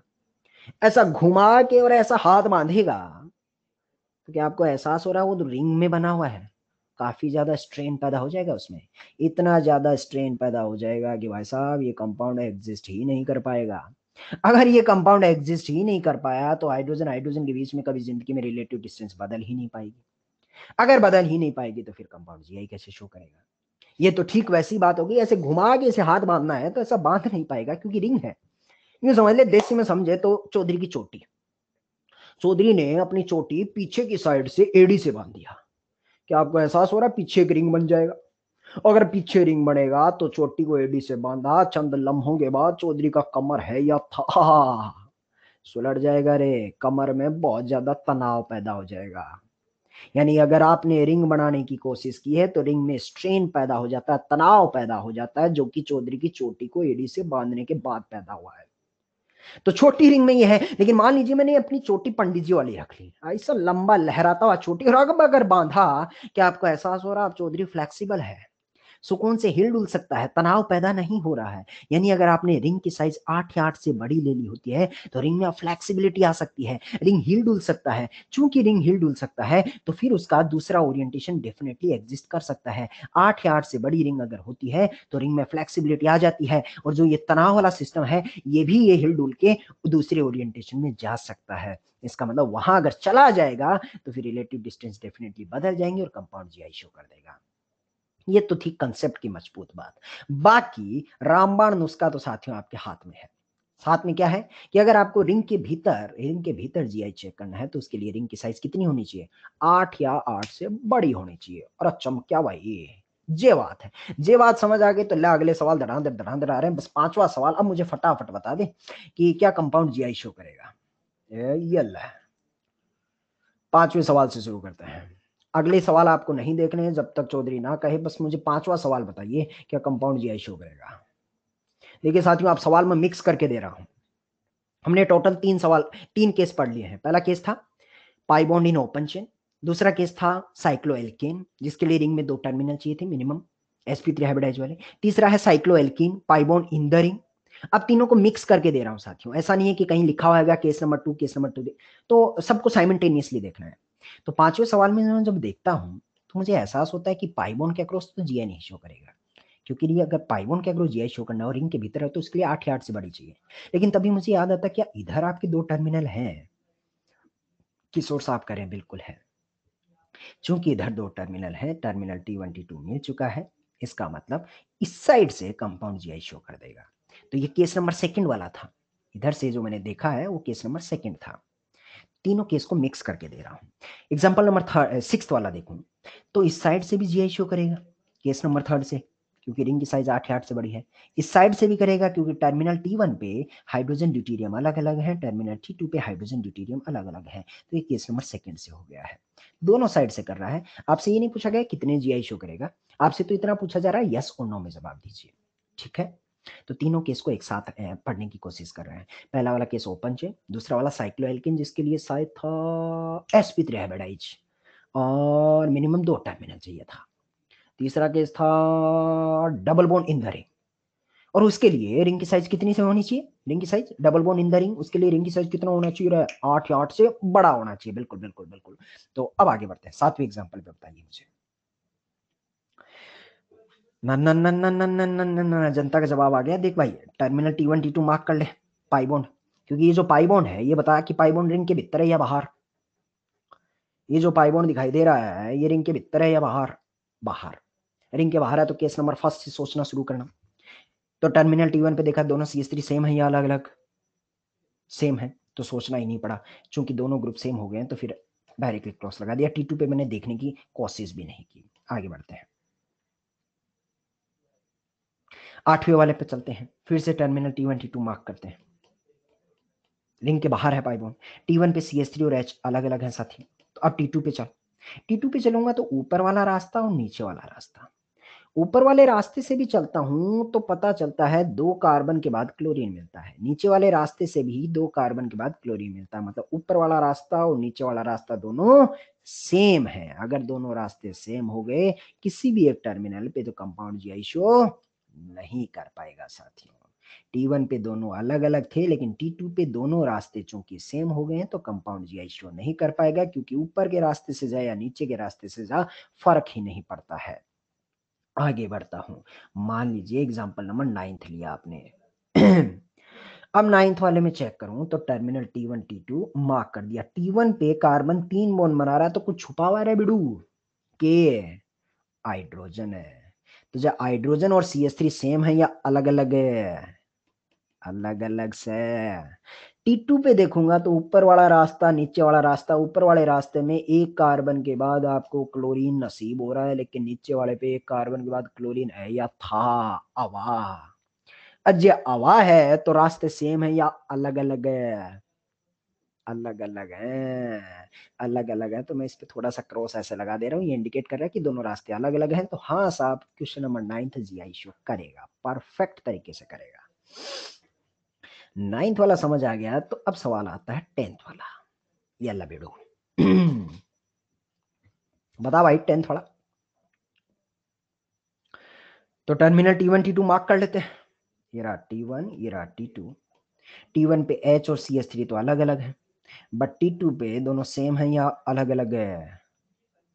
अरे सेम है या अलग अलग है? सेम सेम है। इसका मतलब इस बार जीआई है या था? अरे जीआई है या था। इस बार जीआई शो नहीं करेगा। अरे सुलट गया सुबले, गूगली फेंका था सुलट गया है। जीआई शो करेगा करेगा करेगा, जीआई शो करेगा। अरे क्वेश्चन नंबर 10 जीआई शो करेगा। चौधरी ने गूगली फेंका, जनता सुलट गई। चौधरी को बड़ा मजा आया। अब जनता को सूगले लोगों को चौंक रहा है, सर करेगा करेगा। अरे भाई ये देख, करेगा तो कैसे करेगा? देख स्पाई बॉन्ड क्या क्रॉस नहीं करेगा। लेकिन किसने बोला पाई बॉन्ड के क्या भैंस पे डंका मारा? हमने तो सारे केस पढ़ लिए हैं। तो क्या आपको एहसास हो रहा है रिंग में 2 टर्मिनल मिल गया है? Case number second, case number second, cycloalkane वाला रिंग के अक्रॉस 2 टर्मिनल मिला है गजोदर भैया। तो ये टर्मिनल T1 जिसपे H और Cl अलग अलग, ये टर्मिनल T2 जिसपे H और Cl अलग अलग। केस नंबर सेकंड से हाँ साहब इधर से ये जीआई शो कर देगा। समझ आया क्या रे? अरे जनता गूगली पे क्लीन बोल्ड हो गई। तो ये तू रास्ते देखते देखते ऊपर रास्ता नीचे रास्ता, रास्ते रास्ते में सुलट गई जनता। तो ये वही बात ध्यान में रखेंगे। ठीक है, अच्छा लगा, अच्छा सवाल था। अगले एग्जाम्पल पे चलते हैं। क्वेश्चन नंबर 11 देख के बताओ फिर।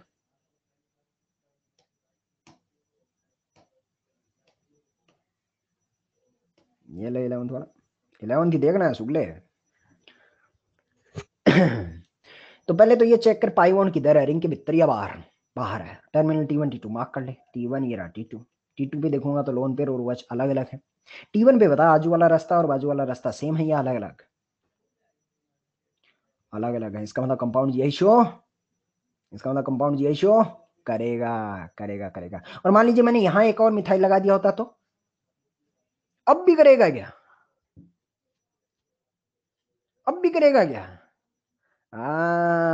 जनता ने जवाब दिया साहब अब भी करेगा। केस नंबर सेकंड है। अभी किसी ने लिखा है बाकी यस यस लिख रहे, एक केस नंबर सेकंड भी लिख के गया। परफेक्ट है, यहां से कर देगा केस नंबर सेकंड से। अभी अभी जो गूगली फेंका था वैसा ही था। करेक्ट है, करेक्ट है। क्वेश्चन नंबर 12 बताइए फिर।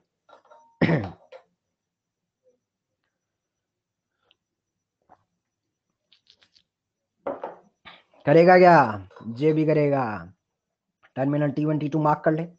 T1 पे ऊपर वाला रास्ता, नीचे वाला रास्ता अलग अलग है। T2 पे ऊपर वाला रास्ता और नीचे वाला रास्ता, ऊपर में ब्रोमीन है, नीचे में खाली पीली हवा है, तो इस पाई बॉन्ड के अक्रॉस कंपाउंड GI शो कर देगा। ठीक है, तो देखिए साथियों, आज हमने बहुत सारे एग्जाम्पल लिए हैं। समय अभी भी हमारी मुट्ठी में है। वो सिर्फ और सिर्फ इसलिए पॉसिबल हो पाया है क्योंकि हम दोनों ने कुछ कुछ अपनी आदतों में सुधार किया है, और आपका काफिला जो है वो काफी मजबूत हुआ है। जितना पूछा जा रहा उतना आपने जवाब दिया। टू दी पॉइंट चर्चा चल रही थी, इसलिए काफी तेजी से हम आगे बढ़े हैं और काफी सारे एग्जांपल्स किए हैं। इसमें आपका कंसेप्ट और ज्यादा मजबूत होता है।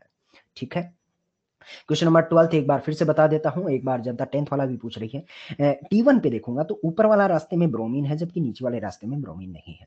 T2 पे देखूंगा तो भी ऊपर वाले रास्ते में ब्रोमीन है, जबकि नीचे वाले रास्ते में ब्रोमीन नहीं है। तो दोनों रास्ते अलग अलग हो गए। T1 के भी दोनों रास्ते अलग अलग हो गए। तो कंपाउंड इस पाई बॉन्ड के अक्रॉस केस नंबर फर्स्ट से GI शो करता हुआ नजर आएगा। एक बार 10th वाला भी पूछ रहे हैं साथियों, बता देते हैं। 10th वाले को एक बार मैं दोबारा लिखता हूँ। ये 6 का डब्बा, पाई बॉन्ड, और यहाँ आपने मिथाइल लगाया, यहाँ आपने क्लोरीन और यहाँ क्लोरीन लगाया। तो छोटे बात यह है कि इस क्लोरीन क्लोरीन को पकड़ terminal T1 T2 case number second से यहाँ से GI शो कर देगा। H और Cl इस कार्बन पे अलग अलग है। H और Cl इस कार्बन पे भी H और Cl अलग अलग है। इसका मतलब कंपाउंड ये वाला टर्मिनल T1 T2 के अक्रॉस केस नंबर सेकंड से GI शो कर देगा। ठीक है जी। क्वेश्चन नंबर 11 में भी वैसी बात है। क्वेश्चन नंबर 11 10th का ही बड़ा भाई है, एग्जैक्टली वही है। तो धीरे धीरे कदम और आगे बढ़ाते हैं। केस नंबर 4 साथियों, एक बार फिर से आप खामोशी बनाए रखें। हमने अब तक 3 केस देखे हैं। पहला वाला केस था ओपन चेन में पाई बॉन्ड, दूसरा वाला था साइक्लोएल्केन, तीसरा वाला है साइक्लोएल्कीन। उसके लिए रिंग की साइज 8 या 8 से बड़ी। चौथा केस आता है क्यूमिलीन सिस्टम या एलीन सिस्टम। देखिए क्यूमिलीन सिस्टम या एलीन सिस्टम में जूम करके दिखाते हैं। इस एग्जांपल को देखते हैं। दूर से देखते हैं तो ऐसा लगता है ये कंपाउंड GI शो करेगा। कैसे लगता है कि साहब ये टर्मिनल T1 है, ये टर्मिनल T2 है। T1 पे H और Cl अलग अलग है, T2 पे भी H और Cl अलग अलग है। तो साहब ये तो GI शो करना चाहिए। दूर से देखते हैं तो ऐसा लगता है, लेकिन थोड़ा करीब आना पड़ेगा। आपको ये जानना पड़ेगा कि इस मॉलिक्यूल की रियल ज्योमेट्री क्या है। तो ऐसा नहीं होगा, मति भ्रम पैदा हो जाएगा छोटे। तो सुकून से सुने। मेरा बेसिक सा सवाल है, मुझे बताइए बीच वाले कार्बन का हाइब्रिडाइजेशन क्या है? और क्या हाइब्रिडाइजेशन है? जनता ने जवाब दिया साहब sp हाइब्रिडाइजेशन। अगर कार्बन का हाइब्रिडाइजेशन sp है तो कार्बन का एटॉमिक नंबर साथियों 6 होता है। एटॉमिक नंबर 6 होता है तो कॉन्फ़िगरेशन अगर लिखता हूं तो 1s2 2s2 2p2। 1s2 को तो गोली मार दूं तो एक्सटर्नल आउटर मोस्ट सेल में देखूंगा तो 2s2 and 2p2 outer most orbital में। एक्साइटेड स्टेट में जाने के बाद वो 2p में चला जाएगा। तो कह सकता हूं कि 2s और 2p, p में 3 ऑर्बिटल होते हैं। तो कार्बन के पास outermost orbital, outermost shell में एक s का ऑर्बिटल होता है और 3 p के ऑर्बिटल होते हैं। 2s में एक ऑर्बिटल और 2p में 3 ऑर्बिटल। यानी कार्बन के पास आउटर मोस्ट सेल में एक s और 3 p ऑर्बिटल होते हैं, जिसमें से इसमें हाइब्रिडाइजेशन में एक s और एक p इस्तेमाल हो चुका है। लेट से px ऑर्बिटल हाइब्रिडाइजेशन में इस्तेमाल हो चुका है। कार्बन के पास अभी भी 2 p ऑर्बिटल बचे हुए हैं। इन्हीं दोनों p ऑर्बिटल का इस्तेमाल करते हुए कार्बन पाई बॉन्ड का निर्माण करेगा।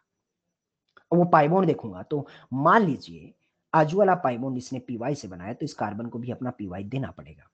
बीच वाले कार्बन के हालात देखूं तो s और px हाइब्रिडाइजेशन में जा चुके हैं, py से आजू वाला पाई बॉन्ड बना चुका है। तो झक मार के बाजू वाला पाई बॉन्ड बनाने के लिए एकमात्र ऑप्शन है इसके पास, कौन सा p ऑर्बिटल इस्तेमाल करेगा गजोधर? कौन सा करेगा? pz वाला। तो ये बना pz से, तो इस कार्बन को भी अपना pz देना पड़ेगा, तभी पाई बॉन्ड बन पाएगा। अब मुझे बताइए py और pz दोनों p ऑर्बिटल सेम प्लेन में या परपेंडिकुलर? और दोनों p ऑर्बिटल py और pz सेम प्लेन में या परपेंडिकुलर? परपेंडिकुलर हैं। अगर ये परपेंडिकुलर हैं तो जैसा आपको कंपाउंड दिखाई दे रहा है वास्तविकता में वैसा नहीं है। रियलिटी में आपको कैसे दिखाई दे रहा है? आपको आपको सामने से नजरों से कैसे दिखाई दे रहा है? ये डबल बॉन्ड, ये डबल बॉन्ड, ये पहला वाला कार्बन पकड़ना जिसके ऊपर क्लोरीन है तो नीचे हाइड्रोजन विजुलाइज कर लेना साहब। यहाँ जहाँ हथेली का सेंटर पॉइंट है यही कार्बन समझना साहब। इस कार्बन पे ऊपर की साइड में क्लोरीन है और नीचे की साइड में हाइड्रोजन, फुल फोकस से समझना। ये कार्बन कार्बन डबल बॉन्ड है। जहां उंगलियां मिल रही हैं वहां बीच वाला कार्बन है जहां पर मैंने sp हाइब्रिडाइजेशन लिखा है। फिर ये वाला जो है हथेली, ये अगला पाई बॉन्ड दिखा रहा है। ये टर्मिनल T2 है, टर्मिनल T2 है जिसमें ऊपर की साइड में क्लोरीन है और नीचे की साइड में हाइड्रोजन। इनिशियली आपने ऐसा विजुअलाइज किया। जो मेरी हथेलियां हैं साथियों वही आपका पाई बॉन्ड है। अब मुझे बताइए दोनों पाई बॉन्ड सेम प्लेन में है या परपेंडिकुलर? परपेंडिकुलर।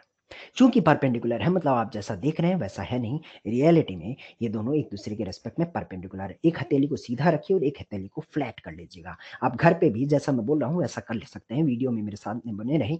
पहले दोनों उंगलियों को ऐसा जोड़िए और फिर से परपेंडिकुलर बना दीजिएगा। एक हथेली को, एक हाथ को एकदम लिए ऐसा सीधा कर लीजिएगा। अब दोनों अंगूठे क्लोरीन क्लोरीन है, दोनों अंगूठों के बीच की रिलेटिव डिस्टेंस लेट से L1, लेट से L1। नेचर में एक और कंपाउंड एग्जिस्ट कर रहा होगा, अभी भी रिलेटिव डिस्टेंस बदल गया या L1 ही है? L1 ही है। पहले कंपाउंड ऐसा था, दोनों अंगूठों के बीच की रिलेटिव दूरियां लेट से L1, और अभी भी साथियों वो L1 ही बैठा हुआ नजर आ रहा है। L1 ही है, इसका मतलब दूरियां नहीं बदली है तो कंपाउंड जीआई शो नहीं कर पाएगा। समझ आया? 3D में अगर आप देखते हैं तो अगर इस कंपाउंड को देखते हैं, अगर आप व्यूवर हैं, अगर आप व्यूवर हैं और ये प्लेन ऑफ पेपर है तो ये हिस्सा प्लेन ऑफ पेपर में और ये वाला जो अंगूठा है वो टुवार्ड्स द व्यूवर आ रहा है, उसे आप वेज में रिप्रेजेंट करें। इसके ऑपोजिट में हाइड्रोजन डैश में चला जाएगा। ये आपका प्लेन ऑफ पेपर है तो ये वाला हाथ पूरा प्लेन ऑफ पेपर में बैठेगा। कहने का मतलब एक क्लोरीन और हाइड्रोजन तो प्लेन ऑफ पेपर में रहेंगे, लेकिन दूसरा हाइड्रोजन और क्लोरीन जो है वो आपका वेज डैश कॉम्बिनेशन में जाएगा। ये क्लोरीन वेज में है तो ये हाइड्रोजन किस में जाएगा? डैश में जाएगा। इसका मतलब ये कंपाउंड जीआई शो नहीं कर पाएगा। समझ आया? और समझ आया क्या बात है? ये बात है। इसी सवाल में मान लीजिए हमने ऐसा ले लिया होता कि दो नहीं साहब तीन पाई बॉन्ड ले लिया होता। अब अगर मैं तीन पाई बॉन्ड ले लेता हूं, टर्मिनल मार्क करता हूं, तो टर्मिनल T1 टर्मिनल T2। तो ऊपर वाले एग्जांपल को मैंने पाई बॉन्ड से समझ लिया। अब आप यूं समझ सकते हैं कि पहला वाला पाई बॉन्ड अगर हॉरिजॉन्टल है तो दूसरा वाला वर्टिकल जाएगा। अब इसको मैं समराइज कर रहा हूँ, कंसेप्ट सीख लिया। पहला वाला पाई बॉन्ड हॉरिजॉन्टल है तो दूसरा वाला वर्टिकल जाएगा। तो ये समझ लीजिए पहला वाला पाई बॉन्ड हॉरिजॉन्टल है तो दूसरा वर्टिकल, तीसरा वाला वापस क्या हॉरिजॉन्टल में आ जाएगा? बिल्कुल आ जाएगा। यानी फर्स्ट एंड लास्ट क्या वापस सेम प्लेन में आ जाएंगे। यानी पहला पाई बॉन्ड ऐसा, ऊपर क्लोरीन नीचे हाइड्रोजन, दूसरा वाला परपेंडिकुलर, और तीसरा वाला पाई बॉन्ड वापस सेम प्लेन में आ जाएगा। अब देखिए दोनों अंगूठे अंगूठे के बीच में रिलेटिव डिस्टेंस, यही क्लोरीन है, यही क्लोरीन है और नीचे आपने हाइड्रोजन विजुलाइज कर लिया। लेट से रिलेटिव डिस्टेंस L1। नेचर में एक और कंपाउंड एग्जिस्ट कर रहा है, क्या रिलेटिव डिस्टेंस बदल गया है? बिल्कुल बदल गया है। रिलेटिव डिस्टेंस क्या हो गया साथियों? L2 हो चुका है। दूरियां बदल चुकी हैं। इसका मतलब हाँ, ये कंपाउंड ज्योमेट्रिकल आइसोमेरिज्म शो करेगा। नेचर में इसका दूसरा ज्योमेट्रिकल कैसा बनेगा वो भी बना के दिखा देता हूँ। यहाँ क्लोरीन बैठेगा, यहाँ हाइड्रोजन बैठेगा, ये क्लोरीन और ये हाइड्रोजन, तो क्लोरीन क्लोरीन के बीच की दूरियां बदलती हुई नजर आएंगी। ये रिलेटिव डिस्टेंस L2। और ऊपर वाले एग्जांपल में देखूं तो वो रिलेटिव डिस्टेंस क्या था आपका? L1 था। तो यहां से जिंदगी में मैंने बड़ा ऐतिहासिक फैसला लिया। ऐसा सिस्टम, ऐसा सिस्टम जिसमें पाई बॉन्ड कंटिन्यूअस मैनर में एक के बाद एक के बाद एक कंटिन्यूअस मैनर में बैठते हैं, ऐसे सिस्टम को क्यूमलीन या एलीन सिस्टम कहा जाता है। क्यूमलीन और एलीन सिस्टम तभी जीआई शो करेगा जब पाई बॉन्ड की संख्या है वो इवन होनी चाहिए या ऑड। पाई बॉन्ड की संख्या इवन होनी चाहिए या ऑड होनी चाहिए? ऑड होनी चाहिए, क्योंकि ऑड होगी तभी फर्स्ट एंड लास्ट वाला pi bond same plane of paper में बैठेगा। तो इस बात को हमने कंक्लूजन के फॉर्मेट में सजा दिया है, ऑड सिस्टम होना चाहिए। हाँ, ये भी ध्यान रखें ऑड होना सफिशिएंट नहीं होगा साथियों। ऑड होने के साथ साथ टर्मिनल T1 पे जो दोनों ग्रुप लगे रहने चाहिए वो डिफरेंट होना चाहिए। टर्मिनल T2 पे भी लगे हुए दोनों ग्रुप आपके डिफरेंट होने चाहिए, तभी कंपाउंड जीआई शो कर पाएगा। तो ना केवल ऑड होना चाहिए बल्कि ग्रुप भी डिफरेंट होने चाहिए। ये बात समझ आ गई है तो अगला सवाल इंतजार में है। मान लीजिए एग्जाम्पल नंबर 3 दिया होता, पहले तो चेक कीजिए कितना पाई बॉन्ड लगा हुआ है। 1 2 3 4 और 5 पाई बॉन्ड है। कितना पाई बॉन्ड है रे बिडू? 5 पाई बॉन्ड है। ये नंबर ऑफ पाई बॉन्ड 5 लगा हुआ है। इसका मतलब 1 2 3 4 और 5 ऑड है या इवन है? अब देखना एक एक झटके में, कंसेप्ट मैंने समझा दिया। अब सीधा सीधा आप समझना साहब। अब मुझे मुझे आपके जवाब की जरूरत है। Odd odd odd. अब मान लीजिए ये आपका जो टर्मिनल T1 है, ये रहा टर्मिनल T1, ये रहा टर्मिनल T2, इस पे ग्रुप भी अलग अलग होने चाहिए। यहाँ क्लोरीन तो यहाँ ब्रोमीन अलग अलग है, इधर आप हाइड्रोजन और इधर क्लोरीन ले सकते हैं, ये अलग अलग है। इसका मतलब कंपाउंड GI शो करेगा करेगा करेगा। मान लीजिए इसी क्लोरीन की जगह, इस क्लोरीन की जगह अगर आपने हाइड्रोजन ले लिया होता, इस क्लोरीन की जगह अगर आपने हाइड्रोजन ले लिया होता, तो फिर GI नहीं शो करता, क्योंकि हाइड्रोजन हाइड्रोजन सेम हो जाते। ठीक है जी। शायद एग्जाम्पल नंबर 4 में मैं कुछ ना भी लिखूं टर्मिनल T1 T2 पे, तब भी आप डायरेक्टली देख के जवाब दे सकते हैं। E1 है, एक पहला 1 2 3 4 E1 है तो कंपाउंड GI शो नहीं करेगा। डायरेक्टली आप क्रॉस लगा सकते हैं। अब आप यहाँ कुछ भी लगा दीजिए, फर्क नहीं पड़ता, क्लोरीन ब्रोमीन फ्लोरीन आयोडीन कुछ भी लगा दीजिए, वो वैसे भी नहीं करेगा, क्योंकि E1 वाला है। देखिए साथियों, कंसेप्ट तो मैं स्पायरो सिस्टम में भी समझा सकता हूं, बट कंक्लूजन पॉइंट वही है, चाहे आप एलियन सिस्टम लें या स्पायरो सिस्टम लें, हमेशा सिस्टम आपका ऑड होना चाहिए, ऑड होना चाहिए। तो स्पायरो सिस्टम ऐसे सिस्टम को कहते हैं जिसमें दो रिंग कॉमन कार्बन से चमकी हुई रहती है। तो दो रिंग कॉमन, एक कॉमन कार्बन से कनेक्टेड होती है, ऐसे सिस्टम को स्पायरो सिस्टम कहा जाता है। ठीक है, तो इसमें देखिए दोनों रिंग एक कॉमन कार्बन से कनेक्टेड है, स्पायरो सिस्टम है। फिलहाल दो रिंग है, तो बताइए ऑड है या इवन?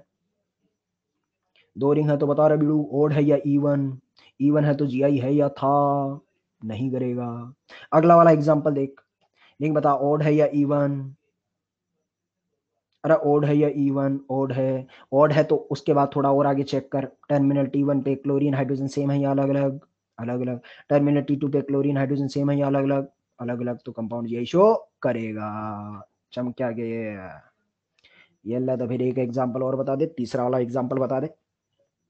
अरे जरूरी ना से भाई, करिंग जो तेरी है वो सेम सेम ही हो। जैसे अगला फुट्टू में देखा है, तो एक 6 का डब्बा, एक 4 का, एक 6 का, कुछ भी हो सकता है। स्पाइरो में तो चौंच से चौंच लड़ानी से, तो चौंच से चौंच लड़ी है।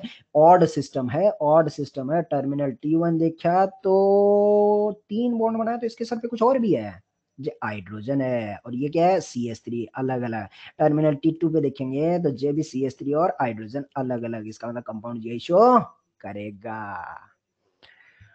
तो ये ले भाई साहब, आज के समाचार हैं या थे, समाप्त होते हैं।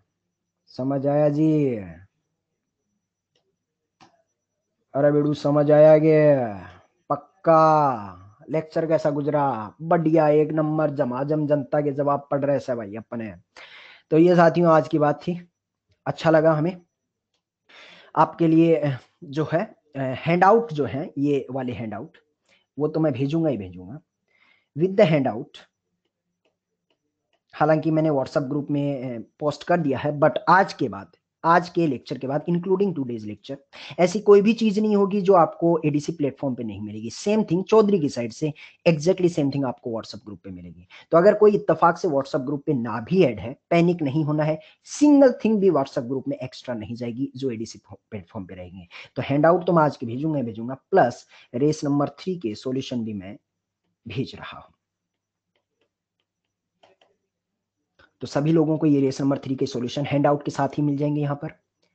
तो जो लोग व्हाट्सएप में नहीं है, उनको भी रेस नंबर 3 के सॉल्यूशन यहीं से मिल जाएंगे। आज के लेक्चर के बाद आगे की सारी चीजें आपको यहाँ पर एग्जैक्टली सेम मिलेंगी। ठीक है, और रेस नंबर 3 शायद मेरे हिसाब से नहीं चाहिए आपको, क्योंकि वो तो आपको सी सेट पे मिल जाएंगी। रेस और सीट तो सी सेट पे मिल जाएंगे। जो जो मेरी साइड से देना है वो मैं आपको हैंड आउट के साथ ही भेज दूंगा। अगली क्लास में, अगली क्लास का जो होमवर्क होगा, हालांकि आज का ही था वो, बट अगली क्लास में श्योरली रेस नंबर 3 डिस्कशन होगा। Race 3 will be discussed. तो रेस 3 पहले आप अटेम्प्ट कीजिए। अटेम्प्ट करने के बाद हो सकता है आपके 3 से 4, 4 से 5 डाउट हो सकते हैं। तो अगला फर्ज आपका बनता है कि आप सॉल्यूशन देखें।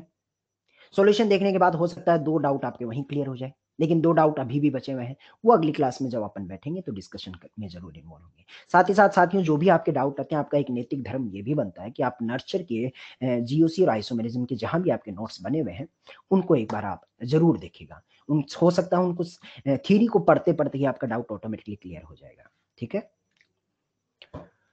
तो आनंद आया? ये वाली चीजें थी GI में। तो GI में जहां पर जनता को तकलीफ होती है, वो पड़ाव साथियों हमने पार कर लिया है। मेरे हिसाब से जनता को जहां सबसे ज्यादा तकलीफ होती है वो यही होते हैं कि साहब कौन कंपाउंड GI शो करेगा, कौन कंपाउंड GI शो नहीं करेगा। तो वो वाली चीजें हैं। मैं एक बार सारे पेज आपको वापस दिखा देता हूँ। हमारे पास 5 से 7 मिनट बचे हुए हैं, तो जिनको भी कोई डाउट है वो इस मोमेंट पे पूछ सकते हैं। गोल्डन टाइम है ये अभी वाला। मैं पेज वाइज चलता हूँ, ठीक है।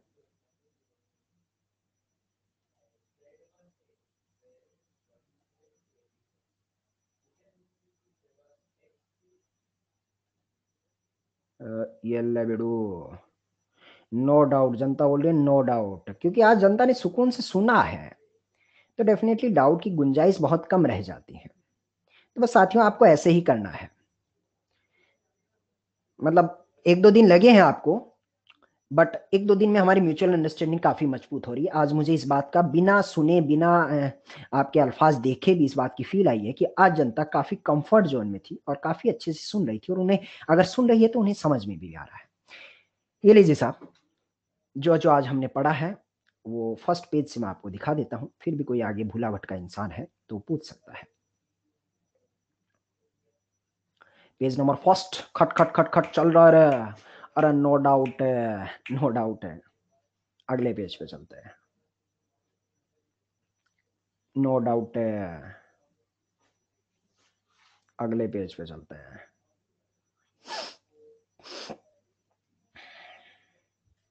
नो डाउट है। मैं जनता की चैट पढ़ रहा हूँ भाई साहब। एक स्पाइरो स्पाइरो बार बार आ रहा है, मैं आऊंगा उस पेज पे। स्पाइरो 2-3 बच्चों ने पूछा है, मैं आऊंगा उस पे। नो डाउट है। न न न न न न न न जे जनता झमाझम मजे में आज। बहुत बढ़िया पंडाल सजा हुआ है।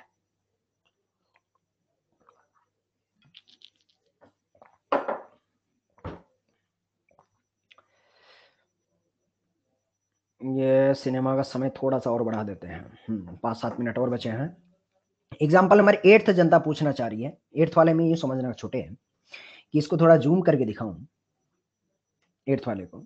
तो ये नाइट्रोजन है, ये हाइड्रोजन है, और हाइड्रोजन पे एक लोन पेयर भी बैठा है। ऐसे ये नाइट्रोजन है और इस पे एक हाइड्रोजन और एक लोन पेयर बैठा हुआ नजर आ रहा है। तो टर्मिनल T1 पे लोन पेयर और हाइड्रोजन अलग अलग है, टर्मिनल T2 पे भी हाइड्रोजन और लोन पेयर अलग अलग है, तो वो कंपाउंड जीआई शो करेगा। ठीक है, आगे बढ़ते हैं। साइक्लोहेल्किन वाला केस ऐसा था कि भाई रिंग के साइज में 8 या 8 से बड़ी रिंग होनी चाहिए तो कंपाउंड जीआई शो करेगा। बस इतनी सी बात थी। इसके बाद हमने दुनिया भर के एग्जाम्पल किए हैं। फिर लास्ट में हमने क्यूमलिन और एलिन सिस्टम देखा है। उसमें एलिन सिस्टम हो या स्पायरो सिस्टम, एक बात कंफर्म हो जाती है कि सिस्टम कैसा होना चाहिए, आपका ऑड वाला होना चाहिए। लास्ट वाला स्पायरो सिस्टम हम आपको एक बार फिर से बता देता हूँ, जिसमें जनता तीसरा एग्जाम्पल पूछना चाह रही है। साथियों, तीसरे एग्जाम्पल में लाइन जो दिखाई गई वो मिथाइल था। तो मिथाइल और हाइड्रोजन इस टर्मिनल पे अलग अलग है, इस टर्मिनल पे भी मिथाइल और हाइड्रोजन अलग अलग है। रिंग ऑड है, एक 6 का डब्बा, 4 का डब्बा और 6 का डब्बा। फर्क नहीं पड़ता आप 4 का डब्बा ले रहे हैं, 4 का ले रहे हैं, या 6 का ले रहे हैं, या दोनों को मिक्स करके ले रहे हैं। बस सिस्टम आपका स्पायर होना चाहिए, जो कि आपका ऑड वाला होना चाहिए। ठीक है, तो ये सारी चीजें थी। इसमें ये भी होता है कि साहब स्पाइरो सिस्टम में रिलेटिव डिस्टेंस कैसे बदल जाती है। मैं एक बार उस बेसिक को भी मजबूत कर देता हूँ। इस कार्बन का हाइब्रिडाइजेशन साथियों sp3 हाइब्रिडाइजेशन। अगर sp3 हाइब्रिडाइजेशन है तो उसमें 2 परपेंडिकुलर वी का कॉम्बिनेशन बनता है। कार्बन की टेट्राहेड्रल ज्योमेट्री जब हम बनाते हैं तो 2 हाइड्रोजन प्लेन और पेपर में रहते हैं और 2 हाइड्रोजन वेज में जाते हैं। तो यहाँ से ये बात समझ आती है कि 2 बॉन्ड प्लेन और पेपर में रहते हैं और 2 बॉन्ड वेज बनाते हैं। तो sp3 पे अगर इन क्लोरीन और हाइड्रोजन को, इस क्लोरीन और हाइड्रोजन को आपने प्लेन और पेपर में लिया है तो बाजू वाले बॉन्ड आपके वेज डैश में जाने पड़ेंगे। तो इस बॉन्ड को आपको वेज में लेना पड़ेगा और इस बॉन्ड को आपको डैश में लेना पड़ेगा। फिर ये कार्बन का भी हाइब्रिडाइजेशन sp3 है। चूंकि आजू बाजू वेज डैश बना दिया तो ये प्लेन और पेपर में जाएगा। ये पूरा प्लेन और पेपर, प्लेन और पेपर, प्लेन और पेपर, प्लेन और पेपर। धीरे धीरे कदम आगे बढ़ाते हैं तो यहाँ वाले कार्बन पे आते हैं, इस कार्बन पे आते हैं। तो फिर चूंकि ये भी sp3 हाइब्रिडाइज है, तो अगर पता चलता है कि ये आपने प्लेन और पेपर में ले लिया है तो फिर ये क्लोरीन और हाइड्रोजन वेजडेस में जाएगा। तो ये वेजडेस में जाएगा तो फिर इसको वेजडेस में लेना पड़ेगा। ठीक है, तो ये फर्स्ट एंड लास्ट वाला क्लोरीन जो है वो अलग अलग प्लेन ऑफ पेपर में चला जाएंगे। ठीक है, चलिए साथियों, हैंडआउट में शेयर कर देता हूं आप लोगों के साथ।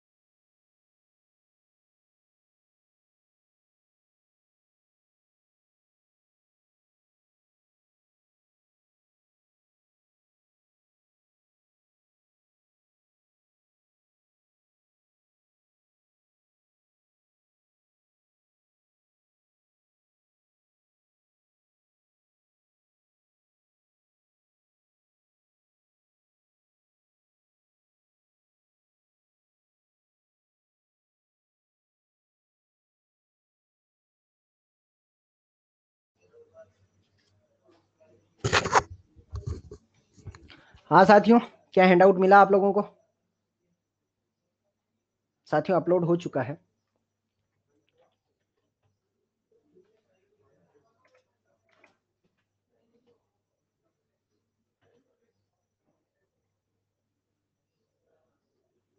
कुछ लोग का यस और नो मिक्स सा जवाब आ रहा है। Yes sir, yes sir, yes sir. एक दो नो लोग भी आ रहे हैं।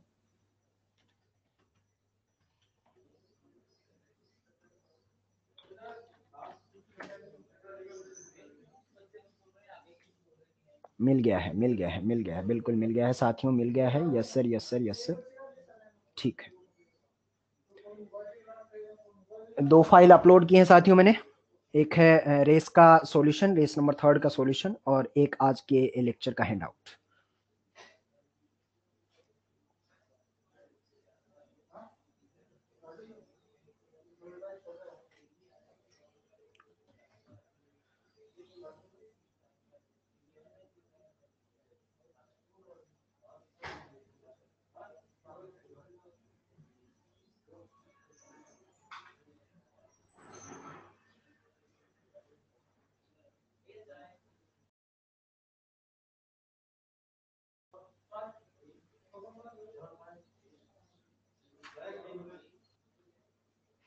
ओके साथियों, राधे राधे।